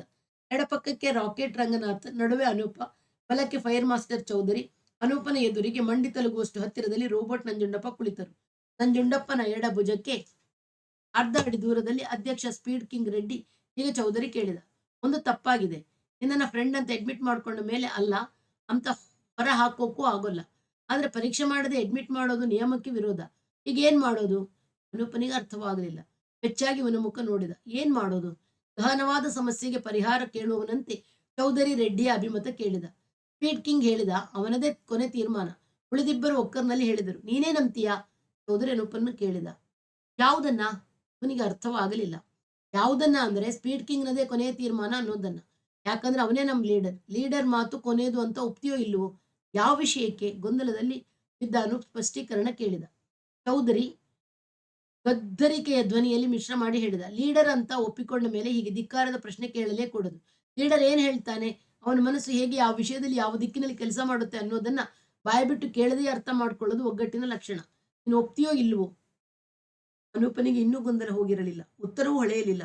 ತೀರ್ಮಾನಿಸಲ್ಪಡಬೇಕಾದ ಅಂಶವೇ ತಿಳಿಯದಿರುವಾಗ ಒಪ್ಪಿಗೆ ಕೊಡುವುದರಲ್ಲಿ ಏನರ್ಥ ಉಂಟು, ಯಾವ ನ್ಯಾಯ ಉಂಟು ಎಂಬ ಜಿಜ್ಞಾಸೆಯಲ್ಲಿ ಅವನ ಬುದ್ಧಿ ತೊಡಗುತ್ತಿದ್ದಾಗ ಲೀಡರ್ ರೆಡ್ಡಿ, ನನಗೇನೋ ಅನುಮಾನವಿಲ್ಲ, ಆದರೂ ವಸ್ತುನಿಷ್ಠ ಸತ್ಯನಿಷ್ಠೆಯ ಅಗತ್ಯಗಳನ್ನು ಪೂರೈಸಬೇಕಾಗಿರುವುದರಿಂದ ಪರೀಕ್ಷೆ ಮಾಡಿಬಿಡಿ ಎಂದು ತೀರ್ಪು ನೀಡಿದ. ಯಾವುದನ್ನು ಪರೀಕ್ಷೆ ಮಾಡಬೇಕು ತಿಳಿಯದ ಅನೂಪ ಇನ್ನಷ್ಟು ಗೊಂದಲದಲ್ಲಿ ಮುಳುಗಿದ್ದಾಗ ಚೌಧರಿ ತನ್ನ ಕೊಬ್ಬಿದ ಎಡಗೈಯನ್ನು ಇವನ ಹೆಗಲ ಮೇಲೆ ಇಟ್ಟು ವಿವರಿಸಿದ. ನಮ್ಮದು ವೀರರ ಗುಂಪು, ಗಂಡಸರ ಗುಂಪು ಎಂದು ನಿನಗೆ ಗೊತ್ತಿದೆ. Speed king, robot, rocket, fire master ಅವರ ಜೊತೆ ಸೇರಿ ನೀನು ಅಂಥ ಒಂದು ಗಂಡು ಬಿರುದು ಗಳಿಸಬೇಕಾದ್ರೆ ನೀನು ಗಂಡಸು ಅಂತ ಮೊದಲು ಸಾಬೀತಾಗಬೇಕು. ಹೆಂಗಸರಿಗೆ ಹಿಜಡಾಗಳಿಗೆ ಇಲ್ಲಿ ಪ್ರವೇಶವಿಲ್ಲ. ನೀನು ಹೆಂಗಸಲ್ಲ ಅಂತ ಮುಖಚಹರೆ, ಎದೆಕಟ್ಟು, ಎಳೆಗಡ್ಡ, ಮೀಸೆ ತೋರಿಸುತ್ತದೆ. ಆದ್ರೆ ಹಿಜಡಾ ಅಲ್ಲ ಅಂತ ಸಾಬೀತು ಮಾಡೋದು ನಿನ್ನ ಜವಾಬ್ದಾರಿ. ಆದ್ದರಿಂದ ನಿನ್ನ ಪ್ಯಾಂಟು ಚಡ್ಡಿ ಬಿಚ್ಚಿ ಇವರಿಗೆ ಪ್ರೂವ್ ಮಾಡಿಬಿಡು. ಅನೂಪನಿಗೆ ಸಂದಿಗ್ಧಕ್ಕೆ ಸಿಕ್ಕಿದಂತಾಯ್ತು. ಇವರು ರ್ಯಾಗಿಂಗ್ ಮಾಡುವವರು. ಹಿರಿಯ ವಿದ್ಯಾರ್ಥಿಗಳು ಕಿರಿಯರಿಗೆ ರ್ಯಾಗಿಂಗ್ ಹೆಸರಲ್ಲಿ ಹಿಂಸೆ ಅವಮಾನಗಳನ್ನು ಮಾಡುತ್ತಾರೆಂದು ಅವನು ಕೇಳಿ, ಆದರೆ ಅದು ತನ್ನ ಹಾಸ್ಟೆಲ್ನಲ್ಲಿಯೇ ತನಗೇ ಆಗುತ್ತದೆ ಎಂದು ಕಲ್ಪಿಸಿಕೊಳ್ಳುವುದು ಸಾಧ್ಯವಿರಲಿಲ್ಲ. ತಾನು ಈಗಾಗಲೇ ಈ 4 ಪುಂಡ ದಡಿಯರ ಕೈಗೆ ಸಿಕ್ಕಿ ಹಾಕಿಕೊಂಡಿದ್ದೇನೆ ಎಂದು ಅರಿವಾಯಿತು. ಹೇಗಾದರೂ ಮಾಡಿ ಅವಮಾನವನ್ನು ತಪ್ಪಿಸಿಕೊಳ್ಳಬೇಕೆಂದು ಅವನ ಮನಸ್ಸು ನಿಶ್ಚಯಿಸಿತು. ಇವರಿಗೆ ಕೈಕೊಟ್ಟು ಬಾಗಿಲು ತೆಗೆದುಕೊಂಡು ಓಡಿಬಿಡುವುದೇ ಉಪಾಯ. ತಾನು ಎಷ್ಟೇ ಶಕ್ತಿವಂತನಾಗಿದ್ದರೂ ಈ 4 ಜನರು ತನಗಿಂತ 4 ವರ್ಷಕ್ಕೆ ದೊಡ್ಡವರು. ಅಲ್ಲದೆ ಒಟ್ಟಿನಲ್ಲಿ 4 ಜನರಿದ್ದಾರೆ ಎಂಬ ಅರಿವು ಮೂಡಿತು. ಕೂತಿದ್ದವನು ದಡಕ್ಕನೆ ಎದ್ದು ಬಾಗಿಲ ಕಡೆಗೆ ಹಾರಿದ. ಅವನು ಹಾಗೆ ಹಾರುತ್ತಾನೆಂದು ನಿರೀಕ್ಷಿಸಿದ್ದ. ಎಚ್ಚರದಿಂದ ಕಾಯುತ್ತಿದ್ದ ಅವರು ಮೂವರು ಏಕಕಾಲದಲ್ಲಿ ಅವನ ಮೇಲೆ ನೆಗೆದು ಒಟ್ಟಿಗೆ ತಬ್ಬಿ ಮಂಚದ ಮೇಲೆ ಎಳೆತಂದು ಕುಕ್ಕರಿಸಿದರು. ರೋಬೋಟ್ ನಂಜುಂಡಪ್ಪ ಬಾಗಿಲಿನ ಬೋಲ್ಟ್ ಹಾಕಿದ. ಫೈರ್ ಮಾಸ್ಟರ್ ಚೌಧರಿ ತನ್ನ ಕೊಬ್ಬಿದ ಕೈಯಿಂದ ಅನೂಪನ ಶರ್ಟಿನ ಎದೆಯ ಭಾಗವನ್ನು ಹಿಡಿದು ತಿರುಚಿ ಹಿಂದಿ ಸಿನಿಮಾ ಖಳನಾಯಕ ಡಾಕು ಮಾತನಾಡುವ ಸ್ಟೈಲಲ್ಲಿ ಪಿಸುಗುಟ್ಟಿದ. ನೀನೇನಾದ್ರೂ ಅರ್ಚಿ ಕಿರ್ಚಿ ಮಾಡಿದ್ರೆ ಉಸಿರು ಹೊರಕ್ಕೆ ಹೋಗದಾಗ ಮಾಡ್ಬಿಡ್ತೀನಿ, ಇಲ್ಲಿ ನೋಡು. ಹೀಗೆ ಹೊತ್ತಿಗೆ ಹಿಸ್ಬಿಡ್ತೀನಿ. ನಮ್ಮ ಗುಂಪಿಗೆ ನೀನು ಅಡ್ಮಿಟ್ ಆದ್ಮೇಲೆ ಅದರ ರೂಲ್ಸ್ನಂತೆ ನಡೆಯಬೇಕು. ಅದ್ದು ಓಡಿ ಹೋಗೋದು ಗಂಡಸಿನ ಲಕ್ಷಣವಲ್ಲ. ಗಂಡಸು ಅಂತ ಸುಳ್ಳು ಹೇಳಿ ಗುಂಪಿಗೆ ನಿಷ್ಠೆಯ ವಚನ ಕೊಟ್ಟಿದ್ಯಾ. ಅದ್ದು ಓಡಿ ಹಿಜಡ ಅಂತ ಸಾಬೀತು ಮಾಡ್ತಿದ್ಯಾ. ಹಿಜಡ ಅಲ್ಲ ಅಂತ ಪ್ರೂವ್ ಮಾಡಿ ತೋರಿಸದಿದ್ರೆ ನಿನ್ಗೇನಾಗುತ್ತೆ ಗೊತ್ತಾ? ಅರ್ಧ ಉಸಿರು ಕಟ್ಟಿ ಜೀವವು ಕುತ್ತಿಗೆಯೊಳಗೆ ಸಿಕ್ಕಿ ಹಾಕಿಕೊಳ್ಳುವಂತೆ ಅವನು ತನ್ನ ಶರ್ಟಿನ ಕಾಲರನ್ನು ತಿರುಚಿ ಹಿಡಿದ ರೀತಿಗೆ ಅನೂಪನ ಧೃತಿ ಉಡುಗುತ್ತಿತ್ತು. ಬಲಮುಷ್ಟಿಯನ್ನು ಬಿಗಿಮಾಡಿ ಚೌಧರಿಯ ಹಲ್ಲುಗಳ ಮೇಲೆ ಕಟ್ ಎಂದು ಗುದ್ದುವ ಆಲೋಚನೆ ಅವನ ಮನಸ್ಸಿನೊಳಗೆ ಹಾದು ಹೋಯಿತು. ಅದನ್ನು ತಕ್ಷಣ ಅರ್ಥ ಮಾಡಿಕೊಂಡವನಂತೆ ಚೌಧರಿ ಶರ್ಟನ್ನು ಇನ್ನೊಂದು ಸುತ್ತಿ ತಿರುಗಿ ಬಿಗಿ ಮಾಡಿದ. ಅನೂಪನಿಗೆ ಏದುಸಿರಿ ಬರತೊಡಗಿತ್ತು. ಬುದ್ಧಿ ಮಂಕಾಯಿತು. ಚೌಧರಿ ಶರ್ಟಿನ ಹಿಡಿತವನ್ನು ವಾಪಸ್ ತಿರುಗಿಸಿ ಹಳ್ಳಕ ಮಾಡಿ ಅವನು ಸರಿಯಾಗಿ ಉಸಿರಾಡಲು ಅನುವು ಮಾಡಿಕೊಟ್ಟ. 10-12 ಬಾರಿ ದೀರ್ಘ ಉಸಿರಾಡದ ಮೇಲೆ ಬುದ್ಧಿ ತುಸು ತಿಳಿಯಾಯಿತು. ಇವರಿಂದ ಬಿಡಿಸಿಕೊಂಡು ಹೋಗಲು ಸಾಧ್ಯವಿಲ್ಲ. ಈ ಗುಂಡಾಗಿರಿಯನ್ನು ಅನುಭವಿಸಿಯೇ ತೀರಬೇಕು ಎಂಬ ವಾಸ್ತವ ಅರಿವಿಗೆ ಬರತೊಡಗಿತು. ಅಷ್ಟರಲ್ಲಿ ಅಧ್ಯಕ್ಷ ಸ್ಥಾನದ ರೆಡ್ಡಿ ಹೇಳಿದ, ಲೇ, ಈಗ ನಿನಗೊಂದು ಅವಕಾಶ ಕೊಡ್ತಿದೀವಿ. ನೀನೇ ಪ್ಯಾಂಟು ನಿಕ್ಕರ್ ಕಳಚಿ ತೋರಿಸ್ತೀಯೋ ಅಥವಾ ಬ್ಲೇಡ್ನಿಂದ ಹರಿದು ಬಿಸಾಕವನು. ಆಮೇಲೆ ವಾಪಸ್ ನಿನ್ನ ರೂಮಿಗೆ ಬುಂಡೆಗೆ ಹೋಗ್ಬೇಕಾಯ್ತದೆ. ನೃಪ ಸುಮ್ಮನೆ ಕುಳಿತಿದ್ದ. 2 ನಿಮಿಷ ಸಮಯ ಕೊಡುವಂತೆ ಕಾದ ಚೌಧರಿ ಅನಂತರ ಅವನನ್ನು ಎತ್ತಿ ನಿಲ್ಲಿಸಿದ. ರೋಬೋಟ್ ನಂಜುಂಡಪ್ಪ, ರಾಕೆಟ್ ರಂಗನಾಥರು ಅವನ ಸೊಂಟಕ್ಕೆ ಕೈ ಹಾಕಿ ಬೆಲ್ಟು ಗುಂಡಿ ಕೊಂಡಿ ತೆಗೆದು ಪ್ಯಾಂಟ್ ನಿಕ್ಕರುಗಳನ್ನು ಕೆಳಗೆಳೆದು ಬೆತ್ತಲೆ ಮಾಡಿಬಿಟ್ಟರು. ಅನೂಪ ನಾಚಿಕೆಯಿಂದ ಕಣ್ಣು ಮುಚ್ಚಿಕೊಂಡ. ಈಗ ಇವನನ್ನು ಗಂಡಸು ಅಂತ ತೀರ್ಮಾನಿಸಬೇಕು, ಹಿಜಡ ಅಂತ ತೀರ್ಮಾನಿಸಬೇಕು? ಸ್ಪೀಡ್ ಕಿಂಗ್ ರೆಡ್ಡಿ ಹೇಳಿದ. ಕಣ್ಣು ಮುಚ್ಕೊಂಡಿದ್ದಾನೆ, ಆದ್ರಿಂದ ಹಿಜಡ, ಗಂಡಸಂತೂ ಅಲ್ಲ, ರಾಕೆಟ್ ರಂಗನಾಥ ಹೇಳಿದ. ಇವನನ್ನ ಪೂರ್ತಿ ಬರಿಮೈ ಮಾಡಿ ಹಾಸ್ಟೆಲ್ನ ಕಾರಿಡಾರ್ನಲ್ಲಿ 3 ಸುತ್ತು ತಿರುಗಾಡಿಸೋಣ. ಬೆಲ್ ಹೊಡೆದು ಎಲ್ಲಾ ಹುಡುಗರನ್ನು ಹೊರಗೆ ಕರೆಯೋಣ, ರೆಡ್ಡಿ ಸೂಚಿಸಿದ. ಅನೂಪನಿಗೆ ಜೀವ ಹೋದಂತಾಯ್ತು. ಬೇಡ ಬೇಡ, please please, for god sake, please please ಎಂದು ಅಂಗಲ್ ಹಾಚಿಕೊಂಡ. ಉಸಿರು ಅರ್ಧಕ್ಕೆ ಹಿಡಿದು ಗಂಟಲು ಹೂತುಕೊಂಡಿತು. ಬರಿ ಮೇಲಿ ಕಾರಿಡಾರ್ 1 ರೌಂಡ್ ಸಾಕು, ಅಂದ್ರೆ ಜೀವ ಹೋಗೋಣ ಹಂಗೆ ಆಡ್ತಾನೆ. ಇವು ನಿಜವಾಗಿಯೂ ಗಂಡಸಲ್ಲ. ಗಂಡಸಾದ್ರೆ ಯಾಕೆ ಹೆದರಬೇಕು? ರೋಬೋಟ್ ನಂಜುಂಡಪ್ಪ ಕೇಳಿದ. ಹಂಗಾದ್ರೆ ನೀವೆಲ್ಲ ಬರಿ ಮೈಲಿ 1 ಸುತ್ತು ನಡೆದು ಬನ್ನಿ, ಅನೂಪ್ ಪ್ರತಿಯಾಗಿ ಕೇಳಿದ. ಐ, ಗಂಡತನ ಪ್ರೂವ್ ಮಾಡೋಕೆ ನಾವೇನ್ ಫಸ್ಟ್ ಇಯರ್ ಹುಡುಗರಲ್ಲ, ನಾವು ಕೊನೆ ವರ್ಷದವರು. ನಮ್ಮ ಗಂಡಸ್ತನ ಮೊದಲೇ ವರ್ಷದಲ್ಲಿ ಪ್ರೂವ್ ಮಾಡಿ ಈ ಕಾಲೇಜಿನಲ್ಲಿ ಶಕ್ತಿವಂತರು ಅನ್ಸ್ಕೊಂಡಿದೀವಿ, ನಾಯಕರಾಗಿದ್ದೀವಿ. ನೀನು ಓದಿದ್ದ ಸ್ಕೂಲ್ನಲ್ಲಿ ನೀನು ನಾಯಕನಾಗಿದ್ದೀಯಂತೆ, ಹಾಗಂತ ನಿನ್ನ ಸರ್ಟಿಫಿಕೇಟ್ ನಲ್ಲಿದೆ. ನೀನೆಲ್ಲಿ ನಾಯಕನಾಗ್ತೀಯೋ ಕುರಿ ಹಂಗೆ ಕತ್ತು ಬಗ್ಗಿಸ್ಕೊಂಡು ಕ್ಲಾಸಿಗೆ ಬಂದು ಕತ್ತು ಬಗ್ಗಿಸಿ ಎದ್ದು ಹೋಗ್ತೀಯೋ. ನಾಯಕನಾಗ್ಬೇಕಂತ ಇದ್ರೆ ನಾವು ಹೇಳಿದಾಗ ಕೇಳು. ಇಲ್ಲ, ನಾವು ಹೇಳಿದ್ದವರಲ್ಲದೆ ಬೇರೆ ಯಾವ ಕ್ಲಾಸ್ನಲ್ಲೂ ಲೀಡರ್ ಆಗೋಕೆ ಸಾಧ್ಯವೇ ಇಲ್ಲ. ಅಧಿಕಾರದ ಅನೂಪನಿಗೆ ಯಾವುದು ಸರಿಯಾಗಿ ಅರ್ಥವಾಗ. ಅಷ್ಟರಲ್ಲಿ ಸಂಕೋಚ ನಾಚಿಕೆಗಳ ಪ್ರಥಮ ಹಂತದಲ್ಲಿ ಆಗುವ ಸಾಧ್ಯತೆ ಕಳೆದು ತಾನು ನಿಂತ ಸ್ಥಿತಿಯ ಅಸಹನೀಯತೆಯು 1 ಗೆರೆಯಷ್ಟು ಕಡಿಮೆಯಾಗಿತ್ತು. ಸಂಕುಚಿಸಿ ನಿಂತು ಸೊಂಟದಲ್ಲಿ ಉಂಟಾದ ನೋವನ್ನು ಹೋಗಲಾಡಿಸಿಕೊಳ್ಳಲು ಶರೀರವೇ ಸೆಟೆದು ನಿಂತಿತ್ತು. ಅದನ್ನು ಗಮನಿಸಿದ ರೆಡ್ಡಿ ರಿಯಾಯಿತಿ ಕೊಟ್ಟವನಂತೆ ಹೇಳಿದ, ಆಲ್ ರೈಟ್, ಇವನು ನಮ್ಮ ಸ್ನೇಹಿತನಾದ್ದರಿಂದ ಬೆತ್ತಲ್ಲಿ ಮೆರವಣಿಗೆ ವಿಧಿಯನ್ನು ಕೈಬಿಡೋಣ. ನಾಳೆ ಸಂಜೆ ನಾವು 4 ಜನಕ್ಕೂ ರೆಕ್ಸ್ನಲ್ಲಿ ಸ್ಕಾಚ್ ಪಾರ್ಟಿ ಚಿಕನ್ ಊಟ ಕೊಡಿಸಿಬಿಟ್ರೆ ಸಾಕು. ಕೊಡಿಸೋದು ಅಂದ್ರೆ ನೀನ್ ತಗೋಬೇಕು, ಹೇಳಿಬಿಡು. ಒಪ್ಪಿಕೊಂಡ್ರೆ ಈಗಲೇ ಚಡ್ಡಿ ಪ್ಯಾಂಟ್ ಹಾಕಿಕೊಳ್ಳಕ್ಕೆ ಅನುಮತಿ ಕೊಡ್ತೀವಿ. ಆಗ್ಲಿ, ಕೊಡಿಸ್ತೀನಿ. ಅನೂಪ್ ತಕ್ಷಣ ಒಪ್ಪಿಕೊಂಡ. ಈಗ ಒಪ್ಪಿ ನಾಳೆ ಕೊಡಿಸೋಲ್ಲ ಅಂತ ಸುಳ್ಳು ಹೇಳಿದ್ರೆ ಏನಾಗುತ್ತೆ ಗೊತ್ತಾ? ಚೌಧರಿ ಡಾಕು ಧ್ವನಿಯಲ್ಲಿ ಹೇಳಿದ. ನಾನು ಆಡಿದ ಮಾತಿಗೆ ಯಾವತ್ತೂ ತಪ್ಪಲ್ಲ, ಇವನು ಹೇಳಿದ ಮೇಲೆ ಅವರು ಬಟ್ಟೆ ಕೊಟ್ಟರು. ತೊಟ್ಟುಕೊಂಡು ಮೇಲೆ ಅವನು ಹೊರಟ. ಫ್ರೆಂಡ್ ಅಂತೀಯಾ, ಬಟ್ಟೆ ಕೊಟ್ಟ ತಕ್ಷಣ ಹೊರಟು ಬಿಡ್ತೀಯಾ, ಸಿಟ್ ಡೌನ್, ಹೋಗೋವಂತೆ. ರಾಕೆಟ್ ಹೇಳಿದ. ನನ್ನ ರೂಮ್ಮೇಟ್ ಸಿನಿಮಾ ಹೋಗ್ಬೇಕಂತಿದ್ದ. ಅವನು ಬೀಗದ ಕೈ ತಗೊಂಡು ಹೋದ್ರೆ ನನಗೆ ನಡುರಾತ್ರಿ 2 ಗಂಟೆವರೆಗೆ ಕಷ್ಟವಾಗುತ್ತೆ. ನಾಳೆ ಸಂಜೆ ನಿಮ್ಗೆಲ್ಲ ಪಾರ್ಟಿಗೆ ಆಮಂತ್ರಣ. ಎಷ್ಟು ಬೇಕಾದ್ರೂ ಕುಡಿಬಹುದು. ವಾಪಸ್ ಬರಕ್ಕೆ ಟ್ಯಾಕ್ಸಿ ಮಾಡ್ತೀನಿ. ಇವನು ಹೇಳಿದ ತಕ್ಷಣ ಅವರಿಗೂ ಖುಷಿ ಆಯ್ತು. ತುಮ್ ಬಹುತ್ ದಿಲ್ದಾರ್ ಹೋ ಯಾರ್ ಎಂದು ಚೌಧರಿ ಅವನ ಕೆನ್ನೆ ಸವರಿ ತನ್ನ ಬೆರಳುಗಳಿಗೆ ಮುತ್ತಿಟ್ಟುಕೊಂಡ. ವಾಸ್ತವವಾಗಿ ಅವನು ಕೋಣೆಗೆ ಬೀಗದ ಕೈ ಬೀಗಕ್ಕೆ 2 ಕೈ ಇದ್ದು ಒಂದು ಅವನ ಜೇಬಿನಲ್ಲೇ ಇತ್ತು. ಕೋಣೆಗೆ ಹೋದರೆ ಅವನ ಸಹವಾಸಿ ಕಾಂತರಾಜುವಿನ ಮುಖ, ಕಣ್ಣುಗಳು ಊದಿ ಕೆಂಪಾಗಿದ್ದವು. ಯಾಕೋ ಹೀಗೆ ಎಂದು ಕೇಳಿದ ತಕ್ಷಣ ಅವನ ಕಣ್ಣಂಗಳದಲ್ಲಿ ನೀರು ತುಂಬಿತ್ತು.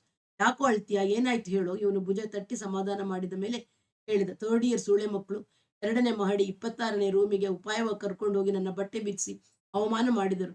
ಒಟ್ಟು 6 ಜನ ಎಂದು ಬಿಕ್ಕಳಿಸಿದ. ಇವತ್ತು 1ನೇ ವರ್ಷದ ಎಲ್ಲರಿಗೂ ರ್ಯಾಗ್ ಮಾಡಿದ್ದಾರೆ ಎಂದು ಅನೂಪನಿಗೆ ಅರ್ಥವಾಯಿತು. ಎಲ್ಲರಿಗೂ ತನಗೆ ಮಾಡಿದಂತೆಯೇ ಮಾಡಿದ್ದಾರೆ ಎನ್ನಿಸಿತು. ನಿನಗೆ ಹಾಗೆ ಮಾಡಿದ್ರು ಯಾರ್ಯಾರು ಅಂತ ಜ್ಞಾಪಕವಿದೆಯೇ ಕೇಳಿದ. ಗೊತ್ತಿಲ್ಲ. ನೋಡಿದರೆ ಮುಖದ ಗುರುತು ಹಿಡಿಯಬಲ್ಲೆಯಾ? 4-6 ಜನರನ್ನಂತೂ ಎಲ್ಲಿದ್ರೂ ಹಿಡಿಯಬಲ್ಲೆ. ಬಾ ನನ್ನ ಜೊತೆ. ಟೆಲಿಫೋನ್ ಎಕ್ಸ್ಚೇಂಜಿಗೆ ಹೋಗಿ ನನ್ನ ತಂದೆಗೆ ಫೋನ್ ಮಾಡೋಣ. ಅವ್ರು ದಿ ಇಂಡಿಯನ್ ಟ್ರಿಬ್ಯೂನ್ ಎಡಿಟರ್. ಐಜಿಗೆ ಬೇಕಾದ್ರೂ ಫೋನ್ ಮಾಡಿ ಇಲ್ಲಿ ಎಸ್ಪಿಗೆ ಫೋನ್ ಮಾಡಿಸ್ತಾರೆ. ನನಗೂ ಫೈನಲ್ ಇಯರ್ನ 4 ಜನ ಅದೇ ತರ ಮಾಡಿದ್ದಾರೆ. Speed king Vijayakumar Reddy, robot Nanjundappa, rocket Ranganath, fire master Jasbir Chaudhary ಅಂತ ಅವರ ಹೆಸರು. ನೀನು ಅವ್ರನ್ನ ಗುರುತಿಸ್ತೀನಿ ಅಂತ ಹೇಳು. ಅರೆಸ್ಟ್ ಮಾಡಿಸ್ಬಿಡೋಣ. ಪೊಲೀಸ್ ಅರೆಸ್ಟ್ ಎಂಬ ಶಬ್ದ ಕೇಳಿ ಕಾಂತರಾಜುವಿನ ಅಳುಮುಖದಲ್ಲಿ ಗಾಬರಿ ತುಂಬಿಕೊಂಡಿತು. ಬೇಡ ಬೇಡ, ಅವ್ರು ನಮ್ಮನ್ನೇ ಹಿಡ್ಕೊಂಡು ಹೊಡಿತಾರೆ. ಪೊಲೀಸ್ನವರ ಸಾವಾಸ ಬೇಡ ಎಂದು ಹೌಹಾರಿದ. ಏಯ್, ಮೇಲಿನವರಿಂದ ಹೇಳಿಸಿದ್ರೆ ಏನು ಮಾಡಲ್ಲ, ಹೆದರ್ಬೇಡ ಎಂದು ಇವನು ಎಷ್ಟು ಆಶ್ವಾಸನೆ ಕೊಟ್ಟರೂ ಅವನು ಭಯ ಸ್ವಲ್ಪವೂ ಇಂಗಲಿಲ್ಲ. ನೀನು ಅಳ್ತಾ ಬಿದ್ದಿರು, ನಾನೀಗ ಹೋಗಿ ನಮ್ಮ ಅಪ್ಪನಿಗೆ ಫೋನ್ ಮಾಡಿ ಪೊಲೀಸ್ಗೆ ಹೇಳಿಸ್ತೀನಿ ಎಂದು ಅವನು ಹೊರಗೆ ನಡೆದ. ರಾತ್ರಿ 11 ಗಂಟೆಯಾದ್ದರಿಂದ ನಗರ ಸಾರಿಗೆ, ಬಸ್ಸು, ಆಟೋ ಮೊದಲಾಗಿ ಯಾವ ವಾಹನವೂ ಸಿಕ್ಕಲಿಲ್ಲ. 2 ಮೈಲಿ ನಡೆಯುವುದು ಏನು ಮಹಾ ಎಂಬ ಉಮೇದಿನಿಂದ ನಡೆಯತೊಡಗಿದ. ಬೀದಿ ದೀಪಗಳ ಜೊತೆಗೆ ಚಂದ್ರನ ಬೆಳಕು ಇತ್ತು. 1/2 ಮೈಲಿ ಕಳೆಯುವಷ್ಟರಲ್ಲಿ ಹೀಗೆ ರಾತ್ರಿ ಬೆಳದಿಂಗಳಲ್ಲಿ ಆಕಾಶ ನೋಡುತ್ತಾ ನಡೆಯುವುದು ಎಷ್ಟು ಹಿತ ಅನ್ನಿಸಿತು. ಬರೀ ನಗರಗಳಲ್ಲಿ ಬೆಳೆದವರಿಗೆ, ಹಳ್ಳಿಯಲ್ಲಿದ್ದವರಿಗೆ ನಡಿಗೆ, ಬೆಳದಿಂಗಳು, ಆಕಾಶ ಮೊದಲಾದವುಗಳ ಖುಷಿ ಅರ್ಥವಾಗುತ್ತದೆ ಎನ್ನಿಸಿ ವಿದ್ಯಾಶಾಲೆಯ ನೆನಪು ಬಂತು. ನಾನು ವಿದ್ಯಾಶಾಲೆಯಲ್ಲಿ ಓದಿದವನು, ಇವರೆಲ್ಲರಿಗಿಂತ ಉತ್ತಮ ಎಂಬ ಮೇಲರಿಮೆಯಲ್ಲಿ ಸರಸರನೆ ಹೆಜ್ಜೆ ಹಾಕಿದ. ಫೋನ್ನಲ್ಲಿ ಅಪ್ಪ ಸಿಕ್ಕಿದರು. ನಾನು ಅನುಪ ಮಾತಾಡ್ತಿದ್ದೀನಿ. ಇದು ವಿದ್ಯಾಶಾಲೆಯ ತರದ ಕಾಲೇಜ್ ಅಲ್ಲ. ಎಲ್ಲ ರೌಡಿ ಹುಡುಗರು. ಇವತ್ತು 1ನೇ ವರ್ಷದ ಹುಡುಗರನ್ನೆಲ್ಲ ಒಬ್ಬೊಬ್ಬರನ್ನೇ ನಂಬಿಸಿ ಕರ್ಕೊಂಡು ಹೋಗಿ ರ್ಯಾಗ್ ಮಾಡಿದ್ದಾರೆ. ನನ್ನನ್ನು ಎಲೆಕ್ಟ್ರಾನಿಕ್ಸ್ ಕೊನೆಯ ವರ್ಷದ 4 ಹುಡುಗರು ಸ್ನೇಹ ನಡೆಸಿ ರೂಮಿಗೆ ಕರ್ಕೊಂಡು ಹೋಗಿ ಎಂದು ಅವರ ಹೆಸರು, ಕೊಠಡಿಯ ಸಂಖ್ಯೆ ಇತ್ಯಾದಿ ಸಂಗತಿ ಎಲ್ಲವನ್ನೂ ವಿವರಿಸಿ ಹೇಳಿದ. ಈಗ ಎಲ್ಲೆಲ್ಲೂ ಹುಡುಗರ ನಡಾವಳಿಕೆ ಹೀನವಾಗಿದೆ, ಅಸಭ್ಯವಾಗಿದೆ ಎಂದ. ನಾಳೆ ಬೆಳಿಗ್ಗೆ ಪ್ರಿನ್ಸಿಪಾಲರಿಗೆ ಕಂಪ್ಲೇಂಟ್ ಕೊಡು. ನಾನು ನಾಳೆ ಅಲ್ಲಿಗೆ ಬಂದು ಅವ್ರನ್ನ ಕಾಣ್ತೀನಿ, ಅಪ್ಪ ಸಮಾಧಾನ ಹೇಳಿದರು. ಪ್ರಿನ್ಸಿಪಾಲರು ಯೂಸ್ಲೆಸ್. ಪ್ರತಿ ವರ್ಷ ಇದು ನಡೆಯುತ್ತಂತೆ. ಕ್ರಮ ತಗೊಂಡ್ರೆ ರೌಡಿ ಹುಡುಗರು ತಮ್ಮ ಮೇಲೆ ತಿರುಗ್ತಾರೆ ಅಂತ ಅವ್ರಿಗೆ ಗೊತ್ತಿದ್ದು ಗೊತ್ತಿಲ್ದವರಾಗಿರ್ತಾರೆ. ನಾನು ಈಗ ಈ 4 ಹುಡುಗರ ಹೆಸರು, ಅವರ ಬಿರುದುಗಳನ್ನ ಹೇಳಿದ್ದೀನಲ್ಲ, ನೀವು ಈ ತಕ್ಷಣ ಅಲ್ಲಿಗೆ IGPಗೆ ಫೋನ್ ಮಾಡಿ ಅವ್ರಿಲ್ಲೇ SP ಗೆ ತಿಳಿಸಿ ಇವ್ರನ್ನ ಅರೆಸ್ಟ್ ಮಾಡಿಸ್ಬೇಕು. ನಾನು ಕಂಪ್ಲೇಂಟ್ ಬರೆದು ಕೊಡ್ತೀನಿ. ಕೋರ್ಟ್ನಲ್ಲಿ ಏನೇನಾಯ್ತು ಅಂತ ಹೇಳೋಕೆ ಸಿದ್ಧ. ನನಗಾಗಿರೋ ಅವಮಾನ ನಿಮ್ಗೆ ಅರ್ಥವಾಗೋಲ್ಲ. ಅವರಿಗೆ ಶಿಕ್ಷೆಯಾಗದೆ ಈ ಅವಮಾನ ಸಹಿಸ್ಕೊಂಡು ನಾನು ಈ ಕಾಲೇಜ್ನಲ್ಲಿ ಇರೋಲ್ಲ. ನಾನು ಇಂಜಿನಿಯರಿಂಗ್ ಓದದಿದ್ರೆ ಬೇಡ, ಏನು ಓದದಿದ್ರೂ ಬೇಡ ಎಂದು ನೈತಿಕ ರಚ್ಚು ತೋರಿಸಿದ. ಅವ್ರನ್ನ ಹಿಡಿದು ಶಿಕ್ಷೆ ಮಾಡಿಸುವುದು ನಿನ್ನ ಹಕ್ಕು. ನೀನೇ ಕಂಪ್ಲೇಂಟ್ ಕೊಡು, ನನ್ನ ಸ್ಥಾನ ಪ್ರಭಾವ ತರೋದು ಬೇಡ, ಅಪ್ಪ ಹೇಳಿದರು. ಪ್ರಭಾವ ಇಲ್ಲದೆ ಈ ದೇಶದಲ್ಲಿ ಯಾವ ಪೊಲೀಸ್ನವರು ಕ್ರಮ ತಗೊಳ್ಳಲ್ಲ. ಪ್ರಿನ್ಸಿಪಾಲ್ರು ಯೂಸ್ಲೆಸ್ ಅಂತ ಆಗ್ಲೇ ಹೇಳಿದ್ನಲ್ಲ, ನಾನು ಓದೋದ್ ಬಿಟ್ಟು ಮನೆಗೆ ಬರ್ತೀನಿ ಅಷ್ಟೇ, ಇವನು ಹಠ ಹಿಡಿದ. 1 ನಿಮಿಷದ ನಂತರ, ಅಪ್ಪ, ಅನ್ಯಾಯಕ್ಕೆ ಮಣಿಯಬಾರದು. ನಾನು ಈಗಲೇ ಫೋನ್ ಮಾಡ್ತೀನಿ, ನೀನು ಧೈರ್ಯವಾಗಿರು ಎಂದರು. ವಾಪಸ್ ನಡೆಯುವಾಗ ಆ 4ರನ್ನು ಪೊಲೀಸರು ಹಿಡ್ಕೊಂಡು ಹೋಗಿ ಒದ್ದು ಓಡಿ ಹಾಕುವ ಚಿತ್ರ ಮನಸ್ಸಿನಲ್ಲಿ ಮೂಡಿ ಖುಷಿಯಾಯಿತು.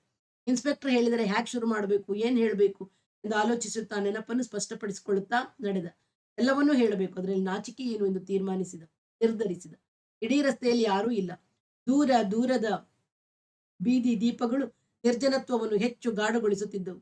ನಡುವೆ ಬರುತ್ತಿದ್ದ ಮಬ್ಬುಗತ್ತಲ ತಾವುಗಳಲ್ಲಿ ಹೋಗುವಾಗ ಅವನಿಗೆ ತಾನೊಬ್ಬ ಧೈರ್ಯಶಾಲಿ ಎಂಬ ಆಶ್ವಾಸನೆ ದೊರಕುತ್ತಿತ್ತು. ನಾಳೆ ಬೆಳಿಗ್ಗೆ ಎದ್ದು ಅವರು ಮಾತನಾಡಿಸಿದರೆ ನಾನು ತಿರಸ್ಕಾರ ತೋರಬೇಕು.